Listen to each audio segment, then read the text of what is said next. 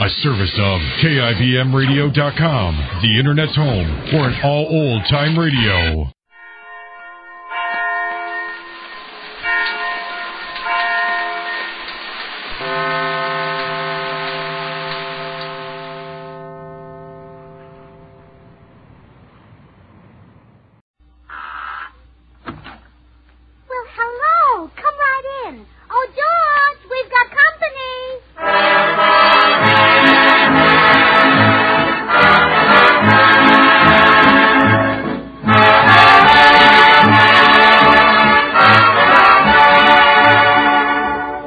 This is Bill Goodwin speaking for Lever Brothers, makers of Swan, the new white floating soap.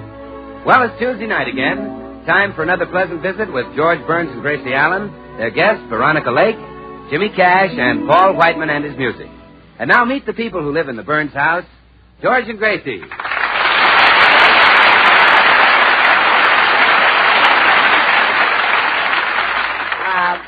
What are you doing, sweetheart?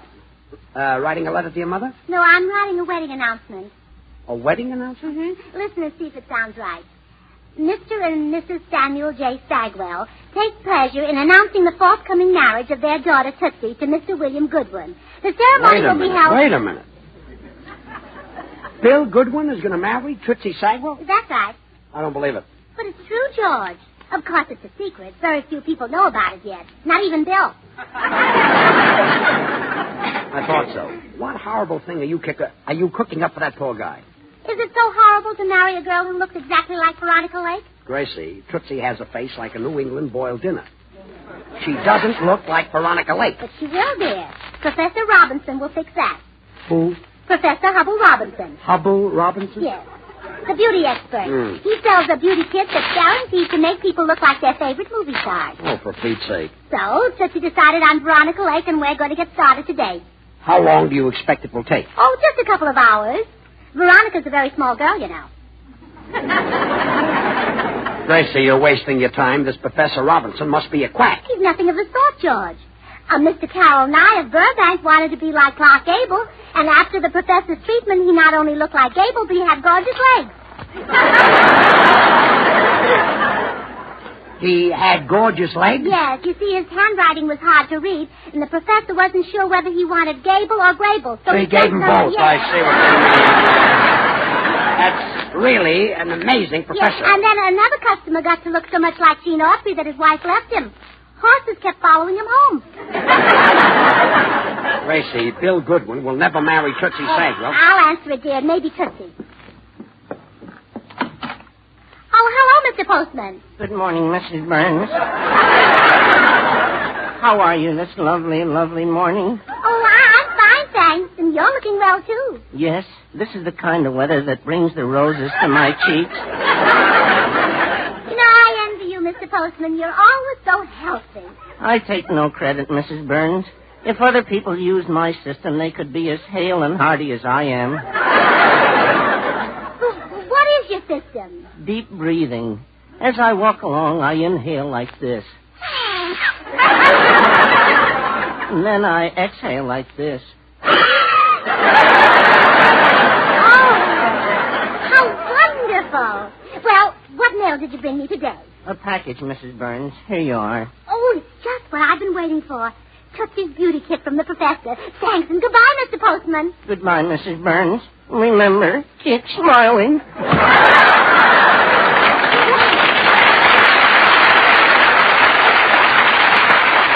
Oh, George, it came. Professor Robinson's beauty kit is here. Wait, tomorrow I won't be able to tell Tootsie from Veronica. Oh, yes, you will. I thought of that. You see, Veronica Lake uses a certain perfume, so Tootsie is going to just douse herself with that perfume. Well? Well, if she smells a little like Veronica Lake, she is Veronica Lake. But if she smells a lot like Veronica Lake, she's Tootsie. Suppose she smells like Tootsie. Well, in that case, ignore her. She's a stranger. I'll cut her dead. Oh, I just can't wait for the wedding. Tootsie and Bill are going to be Come back. in. Gracie, did it come? Is it here? Yes, Tootsie, it just came. Oh, wonderful. Glamour, you shall be mine. Oh, this is murder. I'm getting out of here. Oh, Tootsie, don't mind him. He's just a cynic. But, you know, know what they say. Live and learn.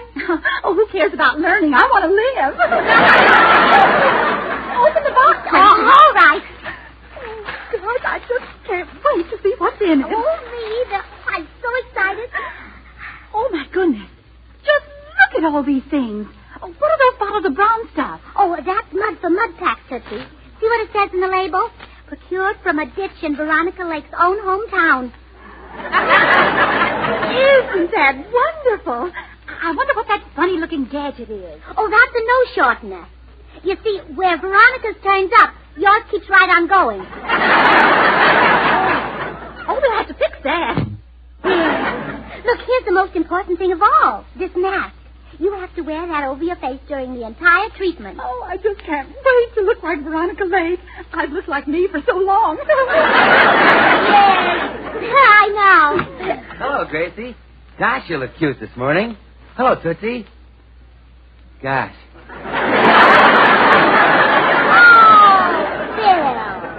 Bill, you're not supposed to see the bride just before the wedding. Really? Well, who's having a wedding?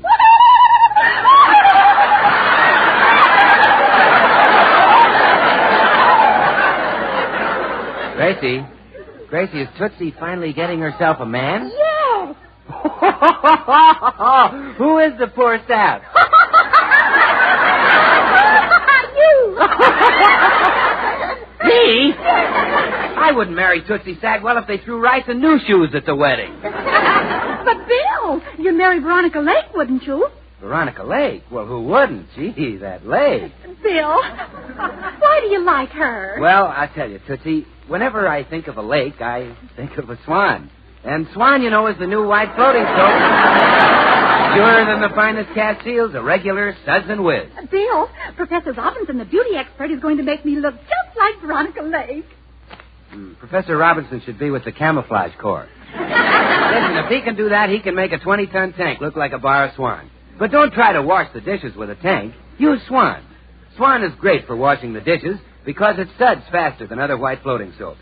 And since Swan is purer than the finest cast seals, it's kind to your hands. So use Swan for every soap and water job in the house.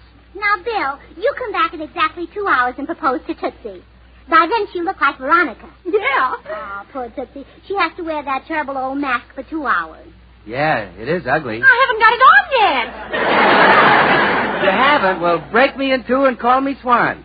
By the way, Swan breaks in two with an easy twist of the wrist, you know. So you can use half in the kitchen for dishes and cleaning and the other half in the bathroom for your hands and face. Gracie, we better get started with the treatment.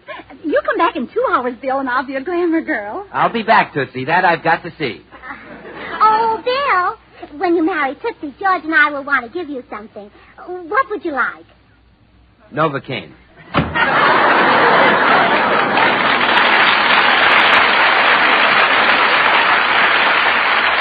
Well, come on, Tootsie, lie down on the table. All right, Gracie. I think I'll start off with the mud pack. Now, hold still. Oh, isn't it wonderful? You have Veronica Lake's face in no time. I know, and I'll have her ears even sooner. That's where most of the mud went. Hey, I have a wonderful idea, Tootsie. I'll call Veronica and tell her to come right over. What for? Well, so we can tell how we're doing. I'll stand you both side by side, and if I can tell you apart, you're not done yet. That's a marvelous idea, Gracie. But do you know her? Oh, sure. I see her at the market all the time. We don't get our meat from the same butcher. Oh, just think. Veronica Lake and I are going to be twins. Gracie, how about you and Hetty Lamar looking alike? Oh, well, I don't think Hetty Lamar would want to go through all this fuss just to look like me. Well, come on, Gracie, put on some more stuff. All right, Tootsie. Here's mud in your eyes.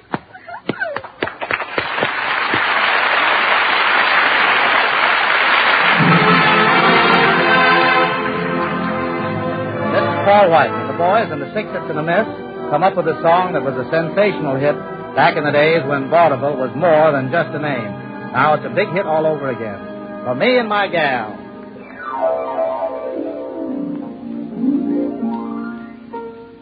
The bells are ringing for me and my gal.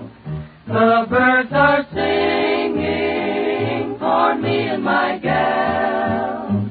Everybody's been known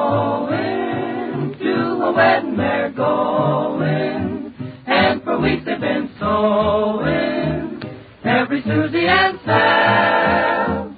They're congregating for me and my gal.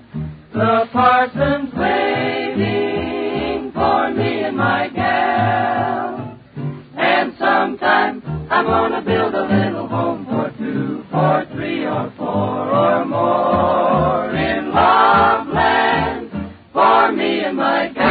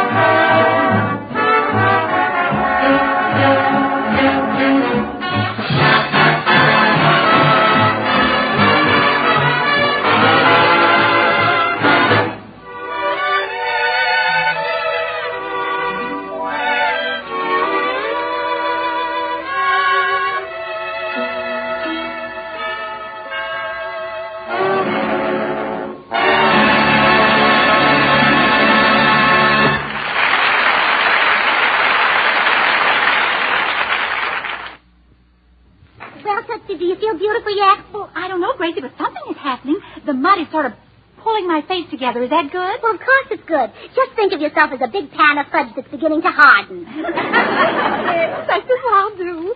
Oh, gee, won't it be wonderful when I go out walking with my new face on? Then maybe the man will whistle at me. Didn't the man ever whistle at you, Tootsie? No, Gracie. A couple of times the man has puckered his lips like he was going to whistle, but what came out was a different noise entirely. Oh, you poor dear. Well, anyway, Tootsie, you shouldn't be thinking of other men. You're going to marry Bill Goodwin. Oh, that must be Veronica. You just lie there, Tootsie, and keep that mask on your face. Hello, Gracie. Oh, come on in, Veronica.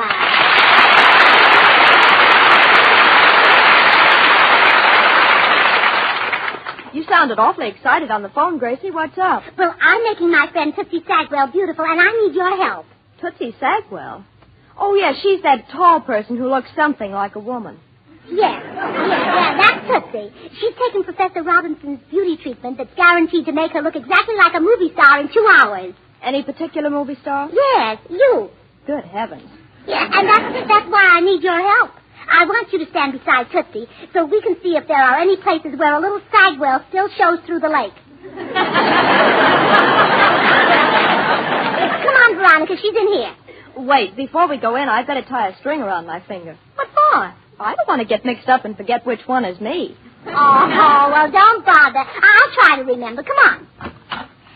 Tootsie, this is Veronica Lake. Oh, Miss Lake, I hope you don't mind that I picked you for a model. I'm very flattered, Tootsie. You know, Veronica, I've always wanted to swap beauty secrets with you. Well, let's not swap. I'll just tell you what I know. Oh, good. Oh, dear, if Bill doesn't marry me this time, I'll just give up. You're counting on this experiment to get a husband? Yes, I've tried everything else. Well, she certainly has. Remember when they took away your permit to carry a gun, Tootsie? Yes, the old meanies. Oh, I failed so many times, Veronica. You know, they say that the bridesmaid who catches the bride's bouquet will be the next to get married. But it never worked for me. What a shame. I've been a bridesmaid 20 times. Every time I jump way up in the air and catch the bouquet, and it's gotten me nothing. Oh, well, I wouldn't say that, Tootsie. It got you an offer to play second base for the Washington Senators. I almost wish I'd taken it. Oh, Gracie, where are you, dear? Oh, George is home. Veronica, you stay here with Tootsie. I'll be right back. Hello. Oh, George, you're just in time. In a few minutes, we're going to unveil Tootsie. Gracie, this idea is ridiculous. If people could get to look like movie stars, don't you think a lot more would be doing it? Don't you think I'd like to look like Charles Boyer? Well, certainly. Well, you don't have to be so definite about it. But, George, if you want to look like him, you can. Professor Robinson has Charles Boyer's face marked down to $27.50 this month. It's a special. Only $27.50? Yeah. Of course, that's not including the eyes. Oh, no eyes. No, those big soulful Boyer eyes are extra. How much does he get for those? Well, how many would you want? 1 or 2? Well, I'm no piker. Make it 2. Make it 3. When I go, I go. George Burns, I don't like your attitude. You'll be sorry you acted like this when I walk out of that library with a new Tootsie Sagwell. You just stay here. I'll be right back. Gracie, I can tell by the look on your face that George doesn't believe in Professor Robinson. Well, no, he doesn't. Oh, I get so mad at him sometimes. Honestly, if he wasn't my husband, I'd divorce him. Gracie, is it almost time to take the mask off? Yeah, Tootsie, in a second or 2. How does your face feel? Does it feel like Veronica Lake's face? Well, I don't know how Veronica Lake's face feels. How does it feel, Veronica? Oh, I don't know. I've had it so long it almost seems like part of me. Oh. Tootsie, it's 2 o'clock. Time to take the mask off. Oh, hurry. Oh, well, hold still. There. Well, how do I look? Oh, dear. I shouldn't have used that witch hazel. Why not? I'm afraid the bottle had too much witch and not enough hazel. Oh, dear. Bill Goodman will be here in 10 minutes. He'll never propose to me now. Oh, don't feel that way, Tootsie. Men don't propose to women because they're beautiful. No. I'll bet lots of men have proposed to you. Well, yes, but only because I'm a good cook. I can't even cook. Well, wait. I've got an idea. Veronica, you've got to help us. You've got to pretend that you're Tootsie Sagwell. Me? Yes. After she'd worn the mask a little longer, Tootsie will look like you anyway. So you just pretend you're Tootsie long enough for Bill Goodwin to propose to you. Yes, Veronica. Just accept him and I'll take it from there. But this is the craziest thing I've ever heard of. Please, Veronica, do it for me. Well, all right. Oh, thanks. And what a chance this is to teach my husband a lesson. Now, when I call you, come out as Tootsie. All right, Gracie. Well, George, we took the mask off Tootsie. You did, huh? Yeah. Now I want you to see her. Oh, Tootsie. Yes, Gracie, did you call me? Yes, I did, Tootsie. Well, dear? Are you kidding? She doesn't look anything like Veronica Lake.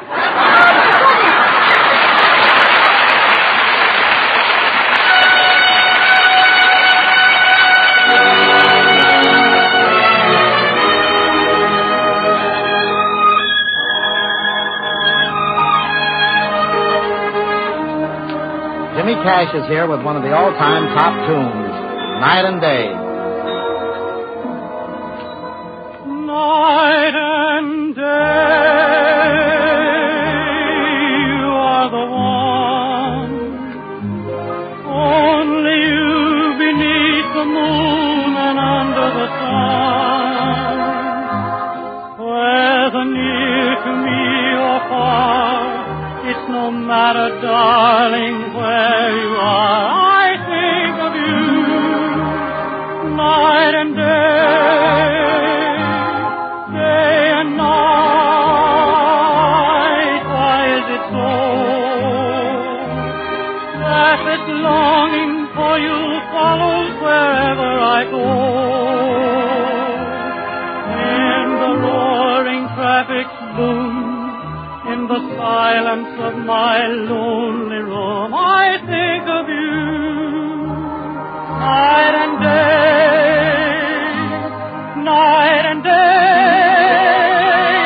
under the heart of me. There's an oh such a hungry yearning burning inside of me, and its torment won't be through till you let me spend my life making love to you, day and night, night and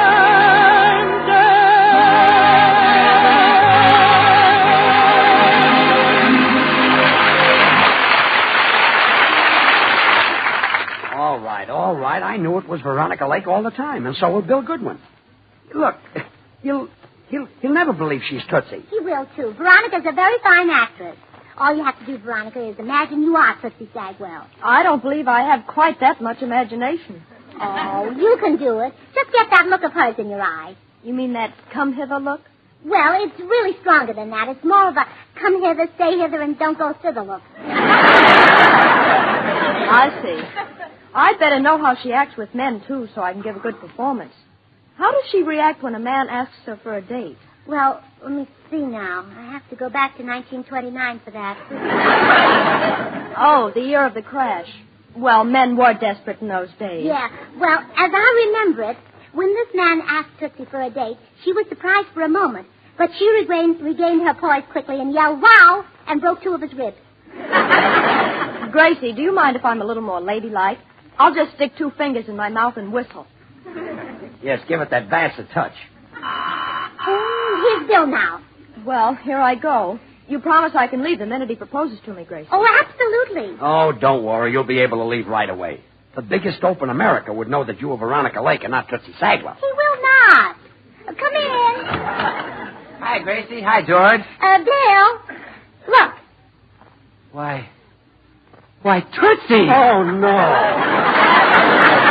Tootsie, I can't believe it.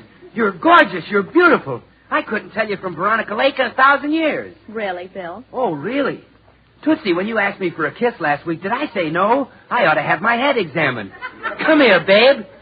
Hey, now, wait a minute. And here's one for the week before. And the week before that. And remember the day you chased me 6 blocks? Well, I'm standing still now. And remember the time...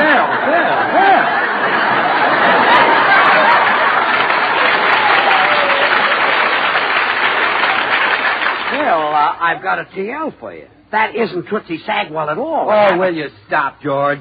Why, that Professor Robinson is marvelous. What a transformation. I could swear Tootsie was Veronica Lake. Come on, kiss me, Tootsie. Wait a minute. When are you going to propose? Oh, later. I got to get to know you first. Give me a kiss. Look, how about proposing? Oh, of course, I'll propose. But, don't you think I should meet your folks first? What for? What for? Well, I can't marry a girl until I'm sure her folks use Swan. The new white clothing soap is purer than the finest Castiles. Money can't buy a purer soap. They use it. Now will you please propose? Oh, sure, Tootsie. Say, there's just one other thing we should agree on first. How do you feel about babies? Babies? Yes, do you think they should be bathed with a whole bar of Swan or half of it? You see, Swan is great for bathing babies, you know. It's so pure, it's kind of even a baby's tender skin. So you know Swan is just bound to be great for your hands and face, your tub or shower. Look, what are you proposing, marriage or a bath? Well, gee, Tootsie, a fella's got to be careful, you know. You know what that famous expert on women said. What? Well, he said women have long considered Castile soaps the standard of purity. But Swan is even purer than the finest Castiles. What expert on women said that? Me? Bill, will you please hurry up and propose to me? I've got some shopping to do. Oh, all right. Oh, Bill, would you mind proposing on this divan over here? Okay, Gracie, anything you say. But, look, Bill, you want to be told that... Come on in the library, George. Okay, well, don't yank my arm off. Great. Is it working? Yes, Tootsie. I'll leave the door open a crack so I can describe how Bill proposes to you. I thought you'd be interested. What's he doing to me? Well...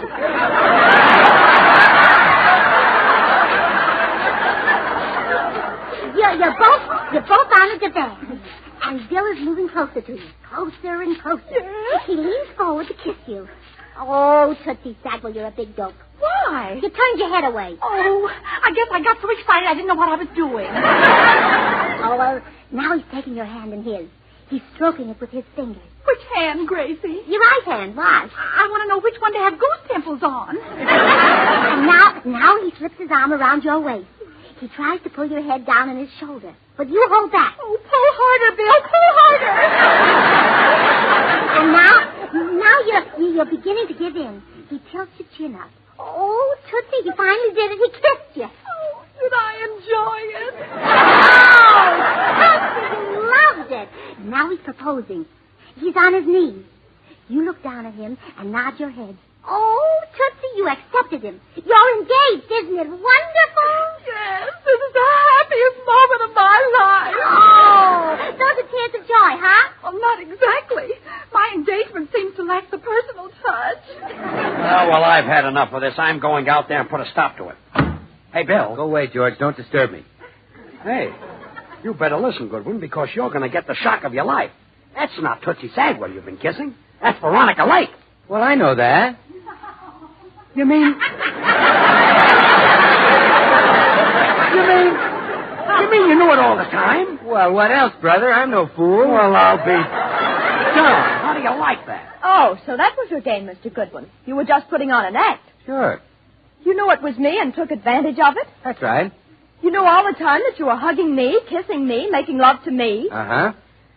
It was fun, wasn't it? I'll say. Come on, Bill. Take me home. Okay, Veronica.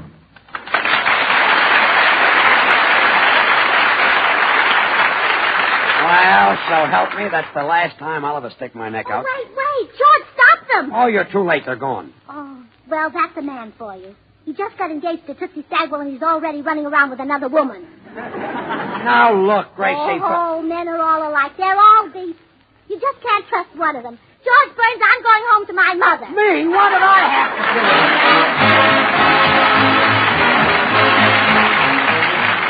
do? Well, I just have a few moments to leave you with this one thought. Swan saves you money.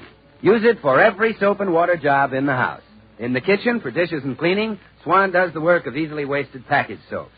So you save there. And in the bathroom, for your hands and face, you save again. Because Swan gives you more soap per penny than any of the leading toilet soaps tested. And gives you a soap purer than the finest Castiles. So use Swan and really save. Oh, we're a little late, folks. Good night.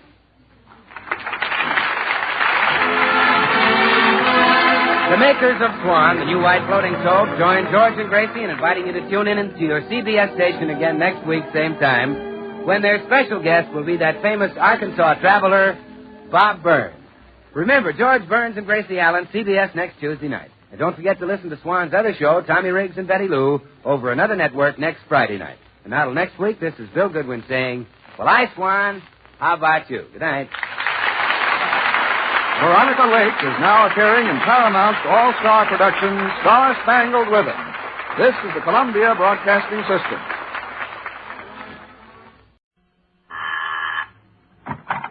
Well, hello. Come right in. Oh, George, we've got company.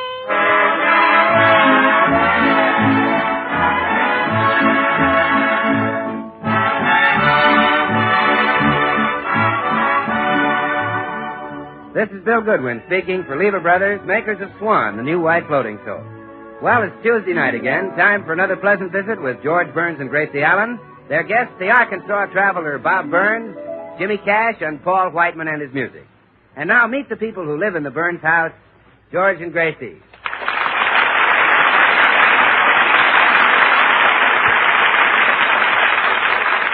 Well, the Burnses are getting ready to leave for New York to entertain the soldiers in some of our Eastern Army camps. Right now, they're in the middle of packing, and suitcases are scattered everywhere. In fact, George hasn't seen so many bags since the last meeting of the Beverly Hills Uplift Society. Gracie, we're only going to be in New York 3 weeks. Do we need all these suitcases? Yes, dear. Now, this little bag has things we'll need on the train, like toothbrushes, your razor, my cold cream and perfume, your long underwear, my hand lotion. Wait a minute. I won't need my long underwear on the train. Oh, well, I just put that on top so the bottles won't rattle around and get broken. Look, honey, I'll be embarrassed. Every time we want to get something out of the bag, we'll have to drag out my long underwear. No, we won't. Your underwear has the cutest little door right in the back. Never mind. Gracie, the long underwear, out. Take it out. Out? Out. Now, what did you pack in the trunk? Oh, let's see now. In the trunk, I have your suit, my dresses, Blanche Morton's trombone, your shoes. Blanche Morton's trombone? Yes. We're taking that to New York? Uh-huh. Blanche gave it to me along with a book of instructions. Oh, fine. I can't sleep on the train anyway, so at night I'll just practice on the trombone. And envy all you lucky people who can sleep. Oh, yes. I must thank Blanche for that. Oh, don't thank Blanche. Thank her husband. He made her get rid of it. It almost gave him pneumonia. How could a trombone give him pneumonia? Well, Blanche likes to practice in bed, and when she stretches it out, it keeps pushing the covers off him. The trombone comes out of the bag. Out? Out. Oh, my darling little ducky. Are you happy you're going to New York, Herman? Well, that's nice. You've never been on a train before, Herman. How do you think you'll sleep? Well, I hope you do. We'll fix a nice little bed for you in the baggage car. What? You sleep in the baggage car. Oh, I'm sorry, darling. But there are only 2 berths. I sleep in one and your daddy sleeps... Oh, George. Oh, no, I don't sleep in the baggage car. You shouldn't take that silly duck with us anyway. Go on. Boy. Now come upstairs with me, Herman. I'll pack your rubber fish. Yeah, go on.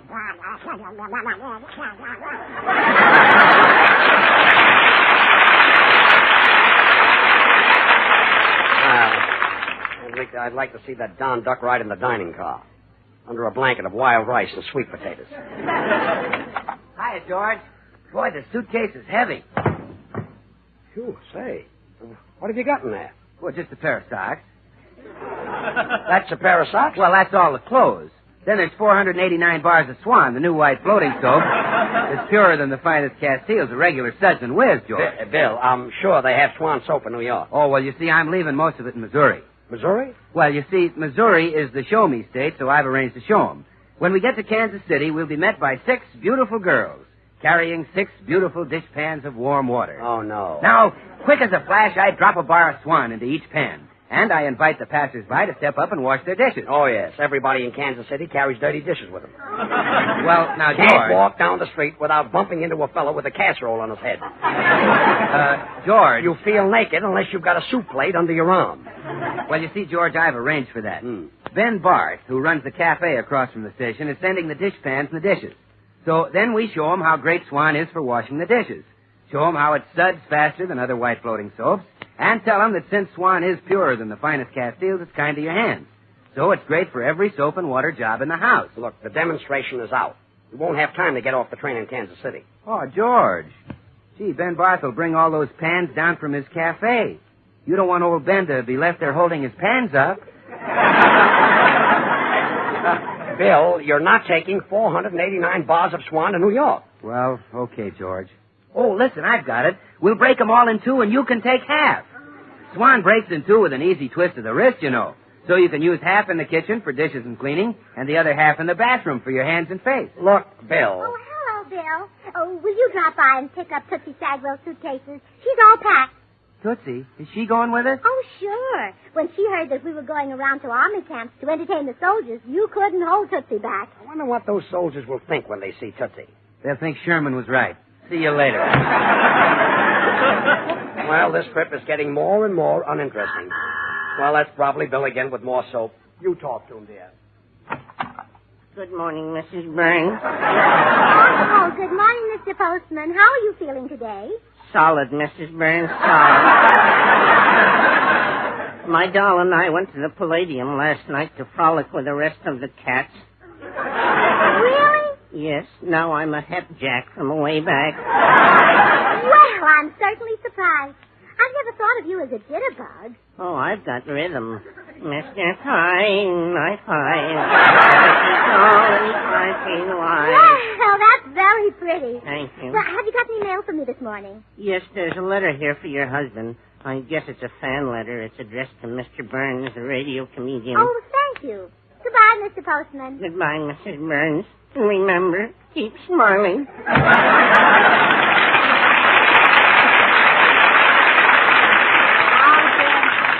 George will be thrilled to get a fan letter. I was when I got my first one. Oh, George! I guess he's busy. I'll open it and see what it says. Van Buren, Arkansas. Dear Mr. Burns, I have sold an egg and a pound of butter from the farm, and it bring me enough money to come to California. When I get there, we will be married. A 20-year engagement is long enough. Yours very true, Zelda Swinley. Zelda, engaged? Why? The nerve of that George Burns. All the time he's been married to me, he's been going steady. Why, if I thought for 1 minute... Well, sweetheart, we're all set for New York, honey. Everything is packed. Don't you honey me, you wolf. Huh? What? Now, I know all about you and Zelda Swinley. Zelda Swinley? I never heard of her. Oh, how can you lie like that? I have a letter from her right here. She says she's coming to California to marry you. To marry me? Zelda Swinley? Oh, let me tell you something, George Burns. You are a beast. If I had to do over again, I wouldn't marry you if my life depended on it. You're the worst husband in the whole world. And if that Zelda Swinley thinks I'm going to give you up without a fight, she's crazy.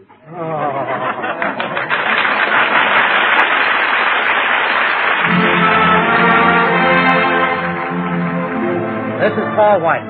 A dozen years ago, everyone was singing a tune called As Time Goes By. And now it's the theme song of Warner Brothers' great picture, Casablanca. And everyone's singing it again, including the 6 hits and a miss.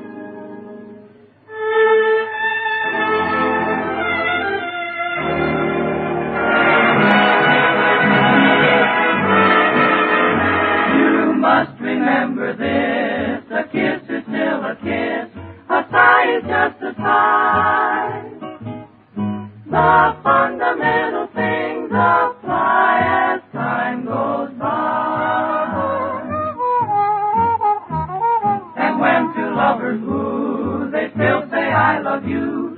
On that you can rely. No matter what the future brings as time goes by. Moonlight and love songs never out of date. Heart full of passion, jealousy and hate. Woman needs man and man must have his mate. That no one can deny. It's still the same old story, a fight for love and glory, a case of do or die. The world will always welcome lovers as time goes by.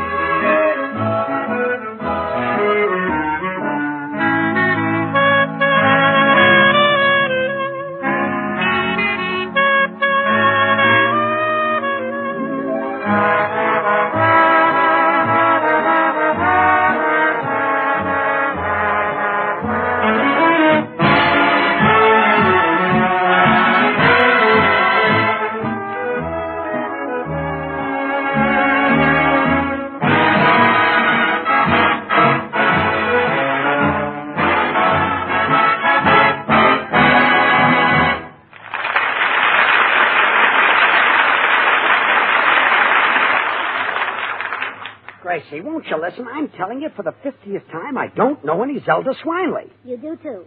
I don't. You do, too. I don't. You do, too. Gracie, I give you my word of honor. I swear I don't know Zelda Swinley. Honest? Honest. You do, too. Oh. Gracie, I'm telling you. No use, George. We've come to the parting of the ways.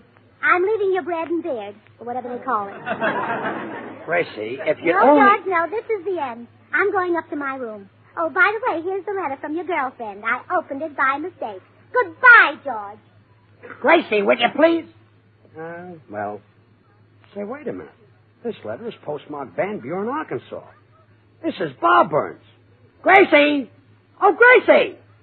Oh, she wouldn't believe me anyway. I'm going over and get that Bob Burns and have him straighten this out.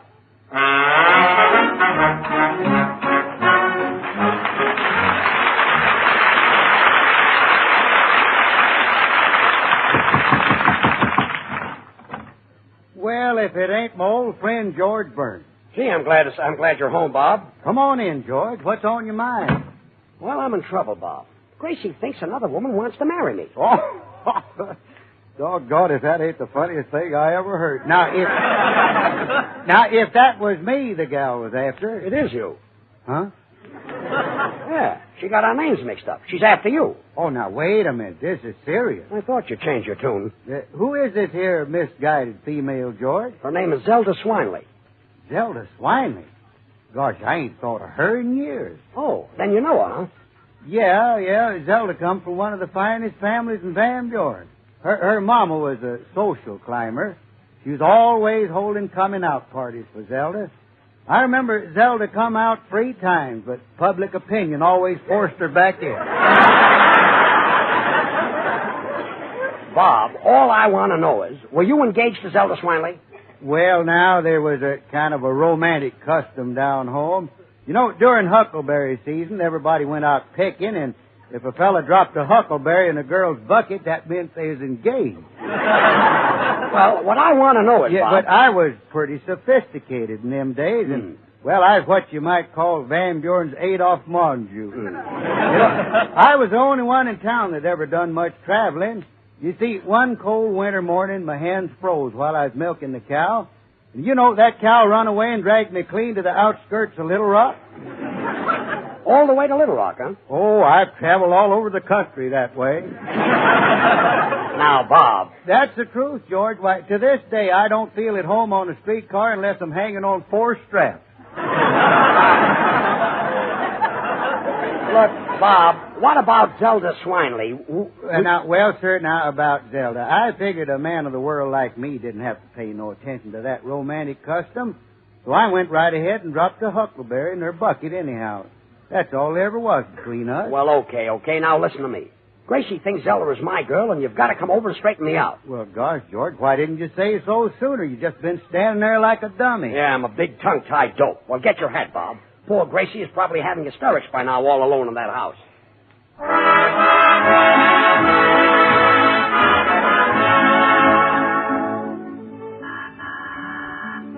So he's back again, has he? Well, yes, miss? Is this here the place where Mr. Burns lives at?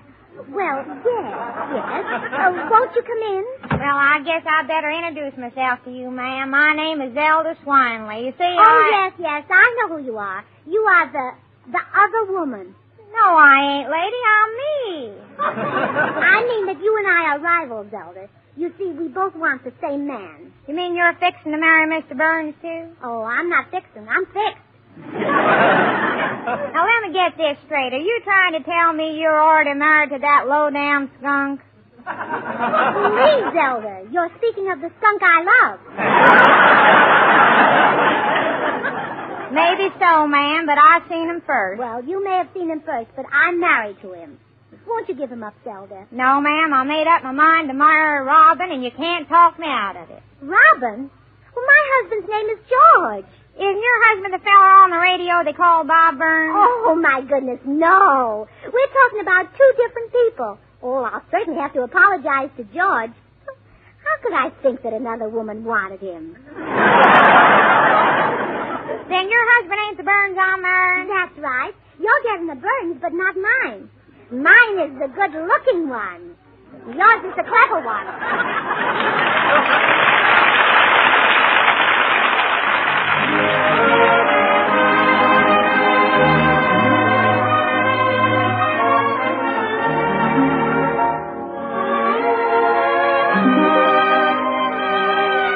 Here's Jimmy Cash with an up-and-coming tune, Roseanne of Charing Cross.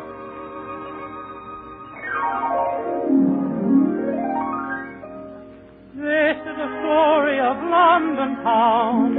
Love is the principal theme. All the story revolves around a girl, myself and my dream.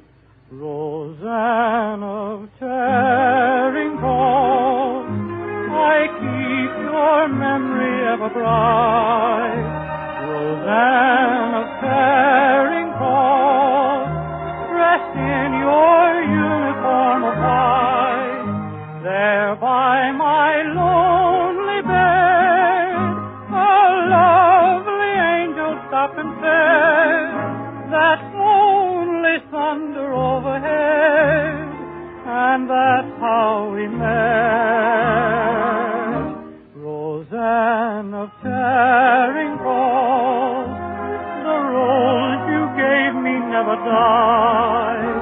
Roseanne of Charing Cross, it knows one day you'll be my bride, and it will live till then, until that happy moment when I know our paths will cross at Charing Cross again.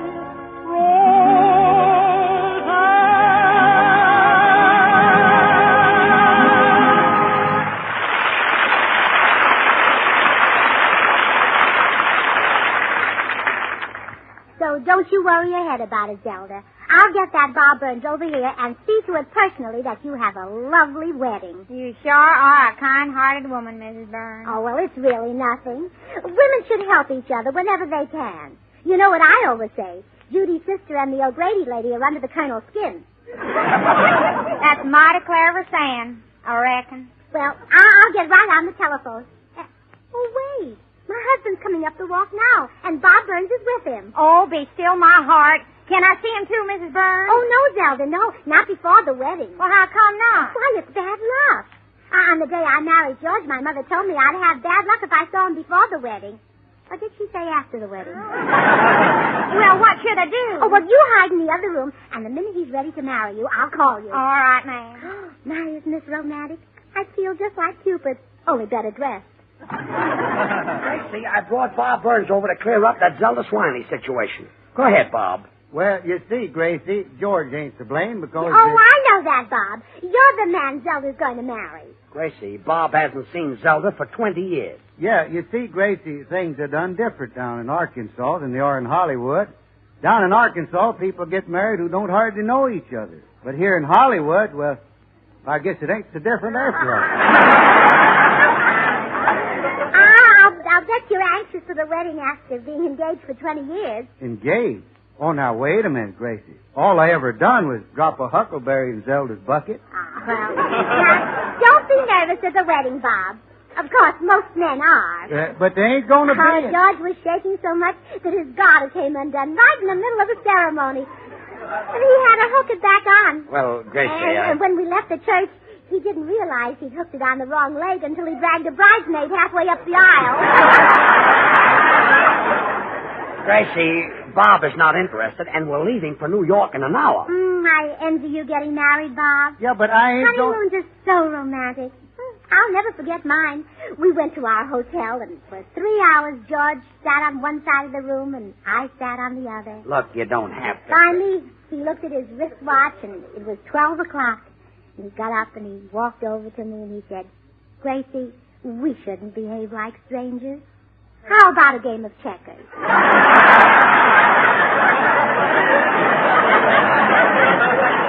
Yeah, that's mighty romantic. Oh, and I want to be the first to give the happy couple a present. You wait here, Bob. I've got something upstairs you'll adore. George, if they ever ration talk, you got to get Gracie a C card.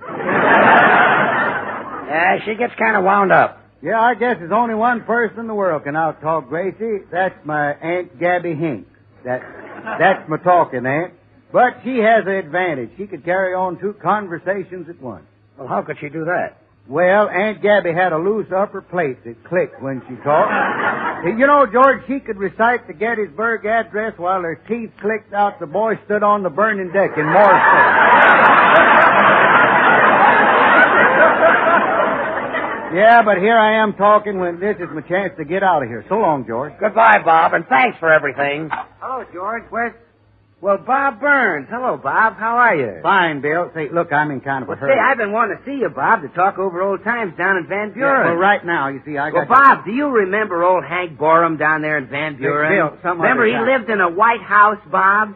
Yes, sir, that house was as white as a bar of swan, Bob. The new white floating soap that's purer than the finest Castiles. Money can't buy a purer soap. Yeah, but I don't recall him, Bill. But, Bob, you remember Hank Borum. No, Oh, he's married to Nellie Gooch, the Crouch Stomper from Bixby. Remember? They have 17 children. And they bathe every single one of them with Swan, Bob. Oh, no. Swan is great for bathing babies, you know. It's kind even to a baby's tender skin. So you know it must be great for your hands and face, your tub or shower. Bill, Bob has got to get out of here. Gracie's trying to get him married to a woman from Arkansas. Oh, a woman, huh? Well, let me tell you something about women, Bob. Women have long considered Castile soaps the standard of purity. But Swan is even purer than the finest Castile. Bob, you grab him by the head and I'll grab him by the feet. Hey, let go of me, fella. Let me down. Oh. Hey! Well, that's that. So long, George. Oh, Bob, wait. Well, here we go again. Look, Bob, I said I was going to give you and Zelda a wedding present, and I am. Here, Bob, and our best wishes to you both. Well, now, Gracie, if that ain't the prettiest present. Yes, sir, I always did want one of those. This one sure is a beauty. What is it? Well, I don't know. Mama gave it to us for our wedding present. Well, thank you, Gracie. Whenever I eat off of it or wear it or whatever you're supposed to do with it, I'll think of you. Say, what are them things rattling around in the bottom of it? Oh, well, just some slices of stale bread. I thought for a few days it might be a toaster. Well, whatever it is, I wouldn't be without it. And now I think I'll be running along. Oh, no, Bob. You can't go until you said you'll marry Zelda. But, Gracie, I couldn't marry it. Bob, could I speak to you a minute? Well, sure, George. Pardon us, Gracie. Look, Bob, that Zelda is in Arkansas, and you'll never see her. Now, if you want to get out of here, you better tell Gracie you'll marry her. Well, I guess you're right. Okay, it's a deal. Swell. Hey, Gracie, I guess I've been acting kind of silly. My love for Zelda was buried so deep in my heart, I didn't know it was there, but George just brought it out with a kind of a verbal Alka-Seltzer. Oh, really? How wonderful. Why, I'd marry little Zelda right now if she was here. Well, she is. Oh, Zelda. I'm coming, ma'am. Doggone that Huckleberry. Zelda, Mr. Burns agreed to marry you. Aren't you happy? I don't know. I never dreamed that 20 years would change Robert Burns from a nice-looking young feller until this here broken-down critter. Oh, no. No, Zelda, that isn't Robin. That's my husband. You mean to tell me that this other feller's Bob Burns? Well, yes, of course. Well, in that case, I'd rather have your husband. Oh, Zelda.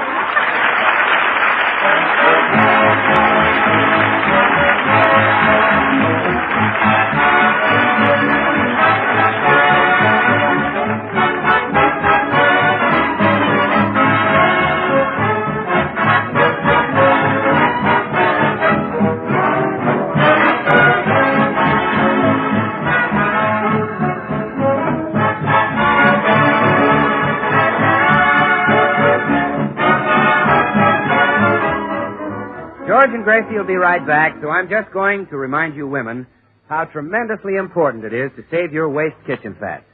You should be able to collect at least a tablespoonful of waste fats and grease drippings every day from your baking, roasting, and frying. Now put it into a clean, smooth-topped can, and when you've got a pound, take it to your butcher's. Within 21 days, your waste fats will start going into munitions. Remember, when you throw away 1 tablespoonful of waste fat, you're throwing away 2 rounds of anti-aircraft ammunition. So don't help Hitler. Save your waste kitchen fats. Well, here they are, George, Gracie, and Paul Whiteman. Well, kids, thrilled about going to New York? You bet, Paul, and we're especially thrilled about the concert you're going to give at Carnegie Hall March 16th. Oh, and we're especially thrilled because I'm going to play the piano in your concert. Gracie, you're not going to do any such thing. The idea is ridiculous. But, George, I wrote a wonderful slogan to advertise my appearance. You wrote a slogan, Gracie? Well, yes. The best students of all moved to Carnegie Hall. You wrote that? Yes, I heard it on the radio and I sat right down the And road. wrote it. Gracie, you can't do that slogan. Oh. Well, here's another one. How's this? That concert of Gracie's won't come from Macy's. Gracie, you're not going to play in Carnegie Hall. Well, I've got another slogan. She won't play the cymbals on the 3rd floor at Gimbals. Gracie. And here's another one. Good night, Gracie will play, folks. and that Good ain't night. me. Hey, hey.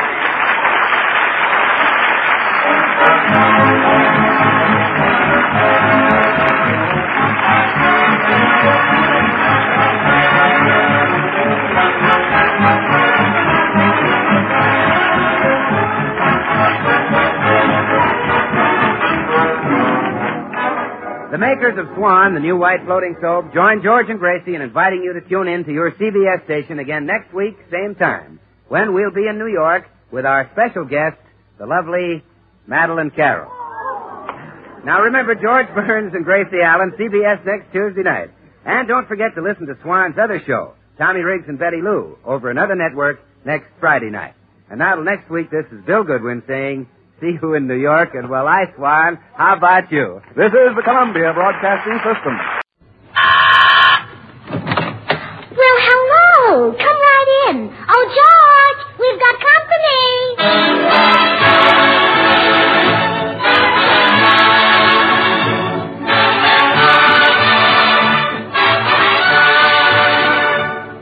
Good evening. This is Bill Goodwin speaking for Lever Brothers, makers of Swan, the new white floating soap. Well, it's Tuesday night again, time for another pleasant visit with George Burns and Gracie Allen, their guests, Madeline Carroll, Jimmy Cash, and Paul Whiteman and his music. And now meet the people who live in the Burns house, George and Gracie.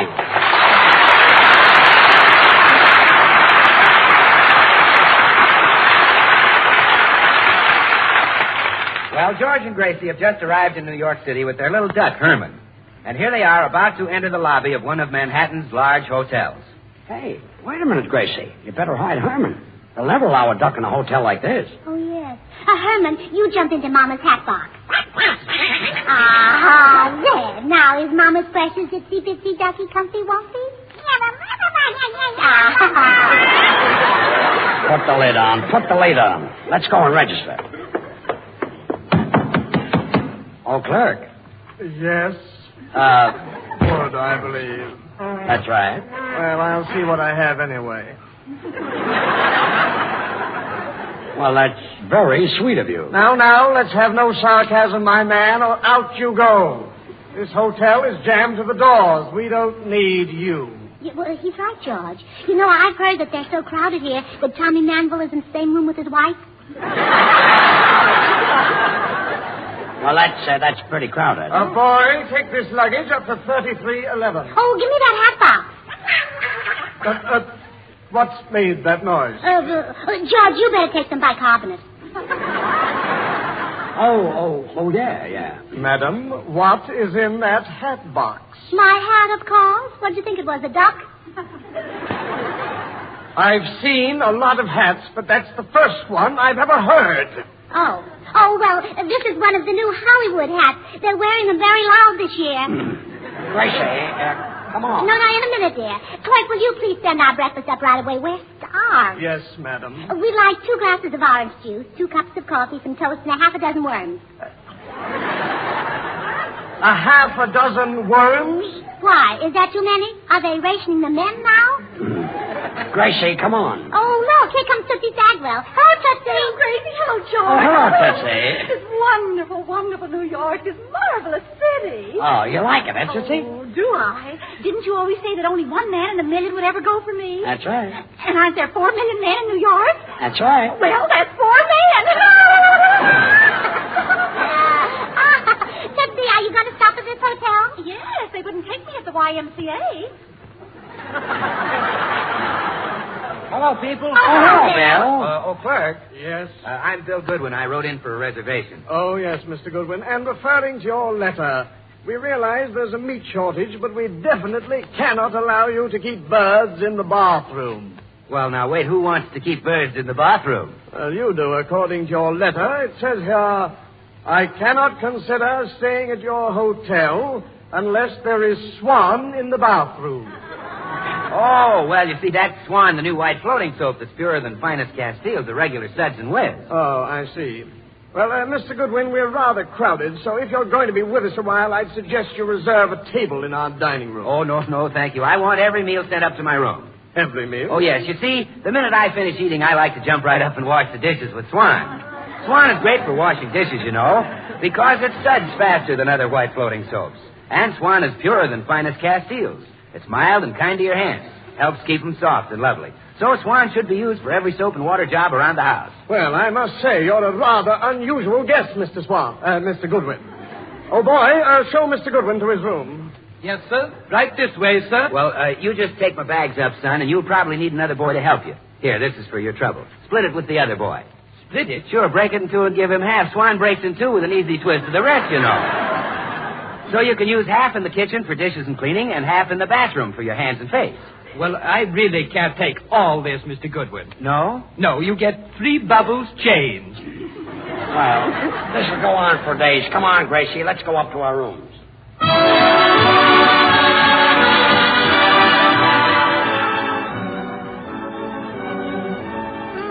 George, isn't this a lovely suite?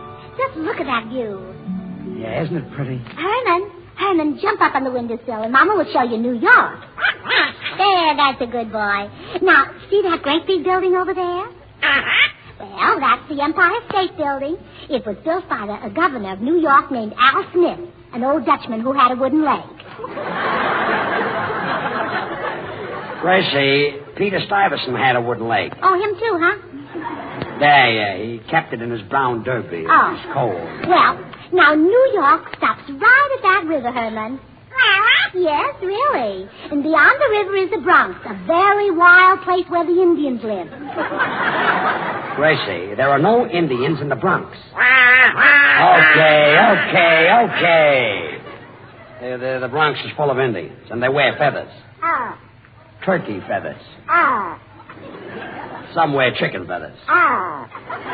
But most of them wear duck feathers. Yes, and they sneak up behind little ducks and pull the feathers out of their tails. Oh, now, George, that was me. Yeah, I feel awful, yeah. Come in. Mr. Burns? That's right, boy. I have an epistle for you. Epistle? Yes, that means a letter. Well, thanks. Gracie, here's a letter for you. Yes, boy? Oh, I suppose you're waiting for a tip. Quite. The dollar is the usual amount. Well, here's a dime. You've just had an unusual experience. Oh, dear. Sometimes I wish I'd never left Dartmouth. Oh, George, this is a note from Madeline Carroll. She has a room right next to us, and she's coming in to say hello. Oh, good. Oh, Madeline Carroll is awfully pretty, isn't she, George? Uh-huh, yes. Prettier than I am. Huh? Oh, no. You're much prettier than she is. Oh, no, I'm not. Huh? Oh, yes, you are. No, I'm not. Oh, yes, you are. I know, but I'm too modest to blow my own horn.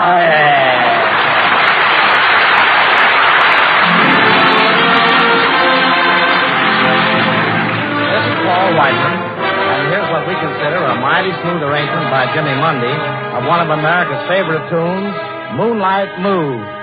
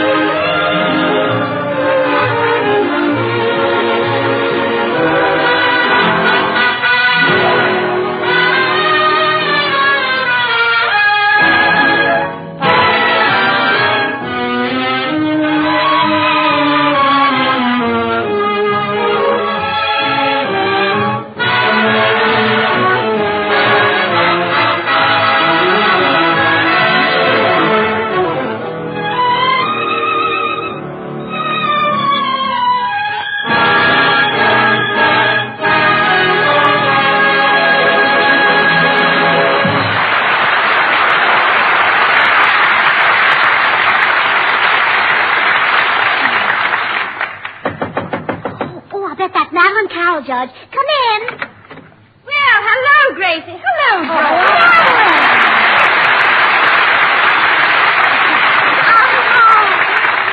Madeline, I'm so glad to see you. Gracie, you look absolutely wonderful. And George, how are you? Fine, thanks. I can only stay a second, but I'm dying to hear all about Hollywood, Gracie. Does, what's her name still wear those false, eyelashes, yes. Did, who's it ever get married? Yeah. She married a fellow from Sacramento. No. Made him a millionaire in 6 months. Really? Yeah. Of course, he was a multimillionaire when she married him. Honestly, Gracie, why doesn't she retire from pictures? She'd be known as the grand old lady of the screen. If she were only a lady. Yeah. Well, isn't it nice to get together and talk about old friends? Yes. But, I have to be getting back to my room. I'm trying to learn a very difficult script for my next picture. Goodbye. I'll see you later. Oh, all right. Goodbye, Madeline. Gracie, who are you and Madeline talking about? Oh, you know George. The girl who lived in the... she always ate at... whenever we went to... She was always there with... Remember now? Oh, yes. She was married to, with the big fat, a lovely couple. Yes. Come in. I beg your pardon. Is this the room from which the request for a piano emanated? Oh, no. You got the wrong room. Oh, little oven there. Bring the piano right in, boys. Very well. Have you a firm grasp, Mr. Ridgway? I have indeed, Mr. Fielding. Then steady as she goes, Mr. Ridgway. Excellent, Mr. Ridgway, excellent. Oh, I fancy any piano mover could have done it, Mr. Fielding. Your modesty becomes you, Mr. Ridgway. Oh, come, Mr. Fielding. No, Mr. Ridgway. You positively had me blushing, Mr. Fielding. But Quiet, down. Gracie, I know why you had that piano brought in here. Stop it. I told you could not play the piano at Paul Whiteman's concert in Carnegie Hall. You did not. You said I couldn't play until I was as good as Rachmaninoff. Well? Well, I'll practice a couple of days. I can't stand this. I'm getting out of here. Oh, poor George. He just has no ear for music. Could cry when I think of all the beauty that he misses. Like that, for instance. Oh, it's you making that awful... I didn't know you were taking piano lessons, Gracie. Oh, I'm not taking lessons, Madeline. I'm just rehearsing for my appearance in Carnegie Hall. Huh? Well, you're what? Paul Whiteman is going to give a concert there on the 16th, and I'm going to be his guest soloist. Will George, by any chance, do a striptease on the same program? Oh, no. It's just an artistic evening. Pardon me, Madeline. Come in. Hello, Gracie. I came to... Oh, gee, isn't that Madeline Carroll? Madeline, this is my girlfriend, Tootsie Sagwell. How do you do? Oh, Carol, I've been dying to meet you for ages. But the closest I ever came was one night in Hollywood when I waved to you at the wrestling matches. Remember? No, I'm afraid I don't. Who were you wrestling? Oh, well, never mind. Gracie, could I borrow a few handkerchiefs? Well, sure, Tootsie. Didn't you bring any? Yes, but I'd used all mine trying to get acquainted with men. I keep dropping them on the sidewalk, and they keep kicking them into the gutter. Oh. Well, why don't you try dropping them in the gutter? Oh, I don't care to meet that class of man. Goodbye. Now, what were we saying, Madeline? Well, about your practicing, Gracie. I'm trying to memorize a part right in the next room, and there are no other rooms available. You understand, don't you? Oh, yes. You can't help listening when I pour my soul out on the keyboard. I knew you'd understand. You know, I'd stop in a minute if George wasn't so stubborn. George? Yes. He doesn't want me to give the concert until I'm as good as Rachmaninoff. So I have to practice. Gracie, please don't practice anymore. I mean, really, you're as good as Rachmaninoff right now. Well, you know that, and I know it, and Rachmaninoff knows it, but George is so stubborn. Gracie, there must be some way you could persuade George to let you play the concert without practicing. Have you any ideas? Well, one of my friends can make her husband do anything because she once caught him flirting. Did you ever catch George? Oh, no. He never looks at another woman. And it's mutual. But I've got to learn my part for that picture. Well, wait, I've got it. We can help each other. How? Well, let me catch you flirting with George. Oh, no. George isn't exactly my type. Oh, well, it's too bad. So, Madeline, I know you want to concentrate on your part, and I do get tired of this. On second thought, George isn't so bad. In fact, he's becoming more attractive every minute. So I'll do it. I'll make love to George. Oh, wonderful. That solves both our problems. Yes, and someday Hollywood will erect a monument, and the inscription will say, "To the memory of Madeleine Carroll, no actress can ever equal the sacrifice she made for the sake of the theater."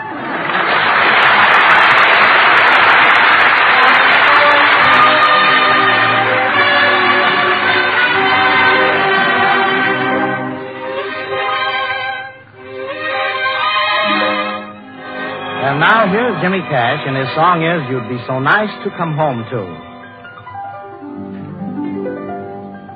You'd be so nice to come home to. You'd be so nice by the fire, while the breeze on high sang a lullaby.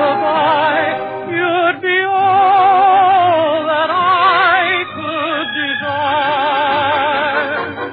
Under stars killed by the winter, under an August moon burning above, you'd be so nice, you'd be paradise.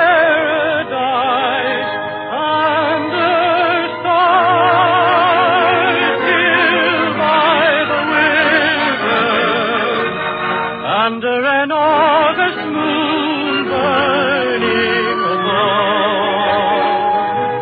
you'd be so nice, you'd be paradise to come home to.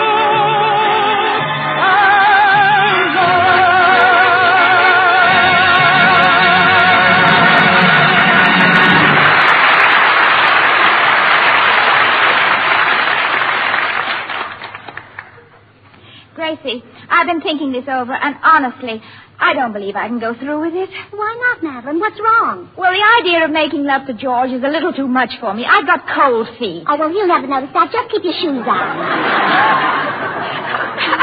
I mean, I'm nervous. Couldn't we call it off? Well, we could, but if we do, I'll have to keep practicing for the concert, and you'll never be able to study your part for that picture. Yes, there's that, and I simply must have peace and quiet if I'm ever to learn my lines. All right, Gracie, I'll do it. Oh, good. But, Madeline, before we go on, I want to ask you, well, it's rather a personal question. Well, what is it? Well, do you know how to make love? My dear girl. Well, you see, you said you were nervous, and I suppose that means you haven't had any experience. And, well, maybe we better have a talk. Are you suggesting that before I play this scene with your husband, I should be told about the birds and the bees? Oh, no. I don't want you to chirp at him or buzz for him. I just want you to be convincing. Can you make your voice low and quivery? Don't worry about my voice. I guarantee to make every syllable sound like it was wearing a sweater. Oh, good. We've just got to put this over. Now, when George comes in, you'll be reclining on this divan. Would you like a rose to hold in your teeth? No, I believe not. It might confuse George. He wouldn't know whether I was luring him or eating a salad. Oh, there's George. Now, lean back, Madeline. Close your eyes. Yeah, that's right. Quick, Gracie, run and hide. Yeah, all right. Come in. Oh, my beloved, at last you are here. Huh? What? My goodness, you're not the man I thought you were. Oh, well, give me time, gorgeous. I just got here. Please, you must go. Go? Oh, gee, we just met. Ah, Maddie, you're beautiful. Your skin is like peaches and cream. Your lips are like cherries. Your hair... And you better stop with just peaches and cherries. You've already used up 48 points.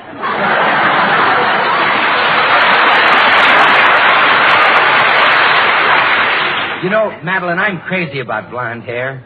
Beautiful, soft, lustrous, curly blonde hair. Really? Yes, and the reason I've got that kind of hair is that I wash it with Swan. That Swan, the new white floating soap that's purer than finest Castiles. Money can't buy a purer soap. Well, look, Blondie, you better go. You see, I'm sorry, Madeline. I know I acted impulsively, but I'm really not like that. At heart, I'm just a simple boy, the home type. I want only 3 things from life. A little cottage, a baby, and, well, I guess you know the third. What? Bar Swan to bathe the baby. Swan is great for bathing babies, you know. It's so mild that it's kind even to a little baby's tender skin. So you know Swan must be great for your hands and face, your tub or shower. Now, really, young man, you must leave this instant. I'm expecting someone. Oh, I get it. You lead me on and then toss me aside like an old shoe. I should have listened when Father told me about women. What did he tell you? Well, he said, Willie, my son, women have long considered Castile soaps the standard of purity. But Swan is even purer than finest Castiles.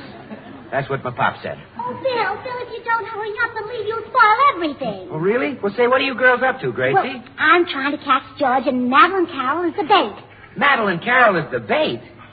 Well, gee, what a sucker I am. You know, all my life I've gone fishing with worms. So long.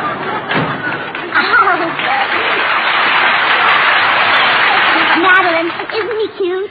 Well, he might be fun in a soapy sort of way. Well, look, George will be here any minute, so I'll go and hide again. And when you've got him trapped, I'll rush out. Hey, shouldn't we have some sort of a signal? Oh, yes. Look, when you're ready, why don't you say something to him in French? All right. What about, l'amour? Toujours l'amour. Oh, well, that's wonderful. It sounds even better than French. That must be George. Good luck, Madeline. Come in. Hello, Madeline. Oh, my beloved. At last you are here. Who? Me? Yes, George, darling. George, my dearest. Didn't you know? Why, who? Me? It's useless to pretend any longer, George. I've tried to hide it, but I can't. You can't? No, darling. Hasn't it ever occurred to you that you're tremendously attractive? Why, who? Me? I must have you, George. I must have you, do you hear? Or I shall go mad. Mad, George, mad. Mad? Mad. But, Madeline, I'm a married man. Yes, I know you're worried about leaving your wife, but you needn't, George. Don't forget, I make a very nice living, too.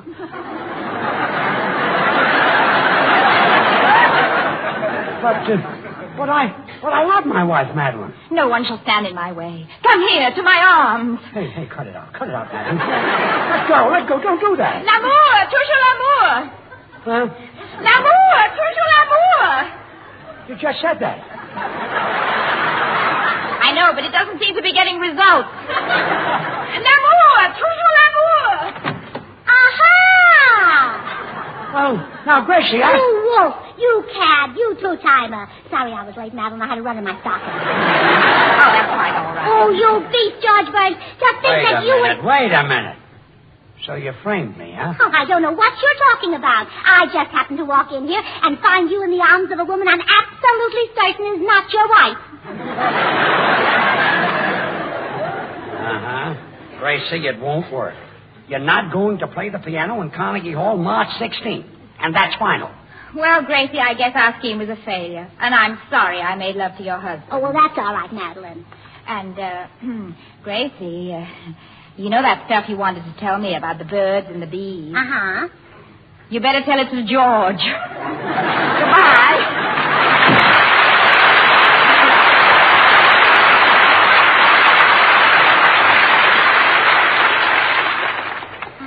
You know something, George Burns? What? Oh, I didn't like that look in your eye while Madeline was hugging you. Oh, go on. The only look I had was surprise. In one eye. The other eye looked very happy. You mean it was smiling? I don't know. It seems to me that Madeline Carroll is a very dangerous woman to have in the next room to you. I'll fix that. Still there. That's Leslie. I'll get her.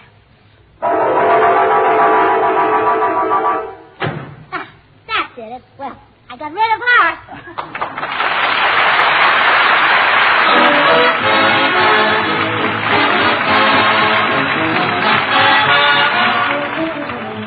George and Gracie will be right back, so I'm just going to take a second to say that I'll bet you've got at least 3 or 4 different kinds of soap in your house. Laundry bar soap, package soap, toilet soap.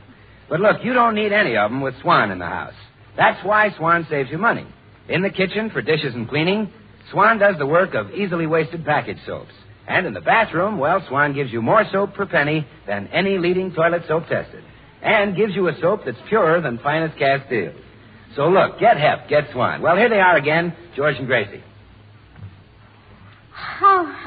Look, Gracie, will you please forget the concert? I don't want you to get up in Carnegie Hall and make a fool of yourself. Oh, don't worry, George. They laughed at all great musicians. They even laughed at Franz Schubert. But look at all the theaters named after him. Yeah, that Paramount was a great musician, too. Sam, oh, good night, everybody.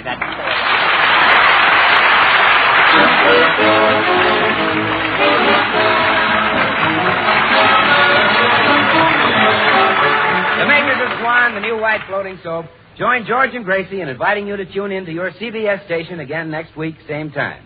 Their guests at that time will be Jose Iturbi and Deems Taylor. Remember, George Burns and Gracie Allen, CBS next Tuesday night. And don't forget to listen to Swan's other show, Tommy Riggs and Betty Lou, over another network. And now till next week, this is Bill Goodwin saying, well, I, Swan, how about you? Good night.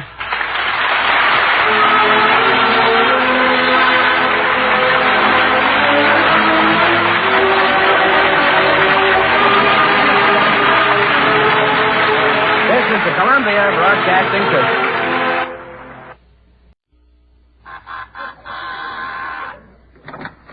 Well, hello. Come right in. Oh, George, we've got company.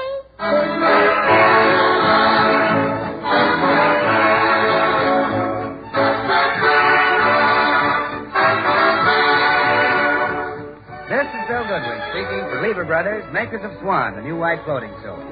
Well, it's Tuesday night again, time for another pleasant visit with George Burns and Gracie Allen, their 2 distinguished guests, Jose Iturbi and Deems Taylor, Jimmy Cash, and Paul Whiteman and his music. And now meet the people who live in the Burns house, George and Gracie.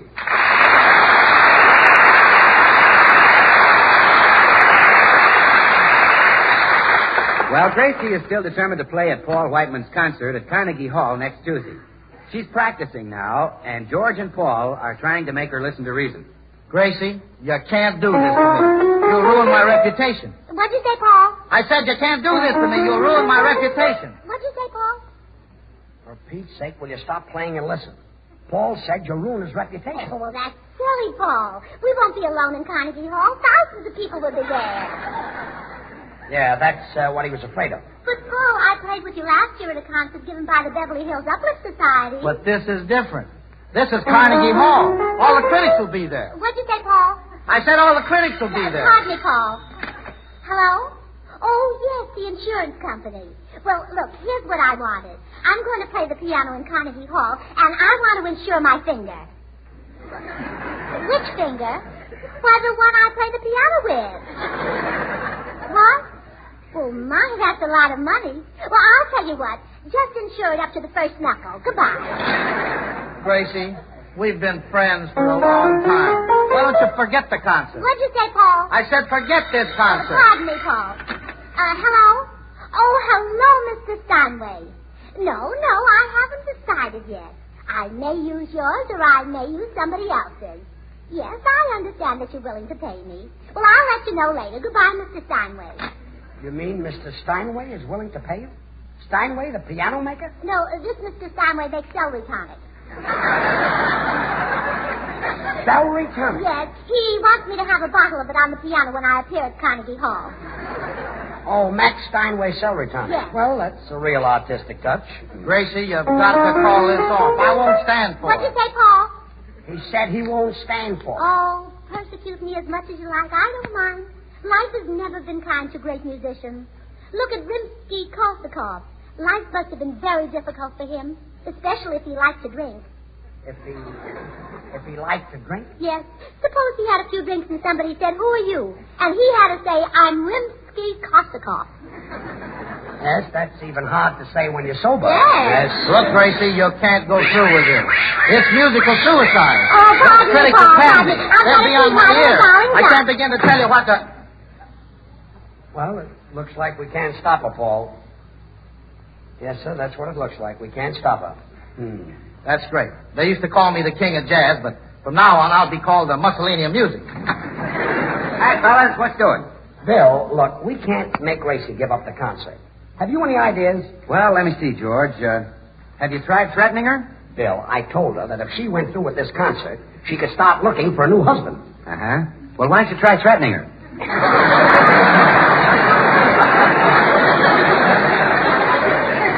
Well, what do you want me to do? Threaten to beat her? Threaten to whip her or to stop her? Oh, now, you can make a worse threat than that, George. What? Threaten to take away her Swan soap. Now, Gracie knows that Swan is the new white floating soap that's purer than finest Castiles, a regular suds and whips. Bill, this is serious. Paul Whiteman's reputation is at stake. Yeah, what do you think those critics are going to do to me? The critics? Well, Paul, as the bar Swan said to the dirty dishes, here's where you get panned. Oh, no. You know, George, Swan is really great in that dishpan because it's purer than finest Castiles, and because it suds faster than other white floating soaps. And because it's purer than finest Castiles, it's kind to your hands. Helps keep them soft and lovely. So use Swan for every soap and water job around the house. Bill, if you can think of a way to keep Gracie from playing the piano in Carnegie Hall, say so. And if you Hey, can't... George, I've got it. Listen, I'll have a microphone in the wings, and every time Gracie starts to play, I'll start to sing and drown her out, huh? You'll sing? Oh, sure, Paul. Something popular like, break it off, break your bar Swan in two. Break it off, break it off. Break it off. Paul! Well, George, you get the idea. I sing about Swan breaking in two with a simple twist of the wrist, so you can use half in the kitchen for dishes and cleaning and the other half in the bathroom for your hands and face. Bill, I've got enough trouble.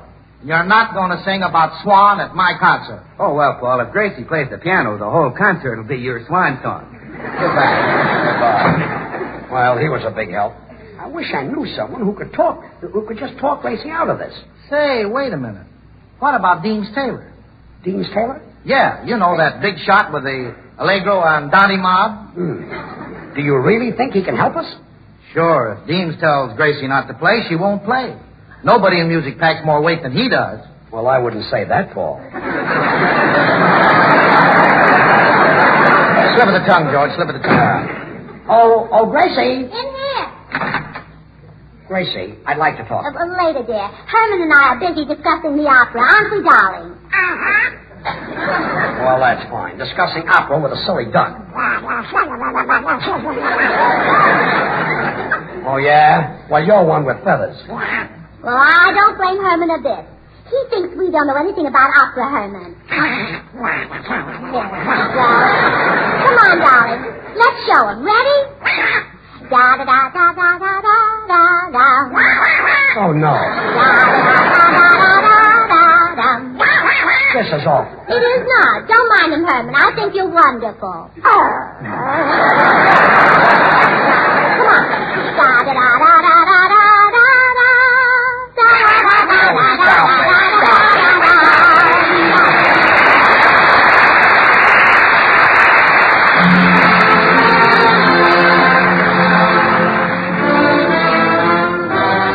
Paul Whiteman.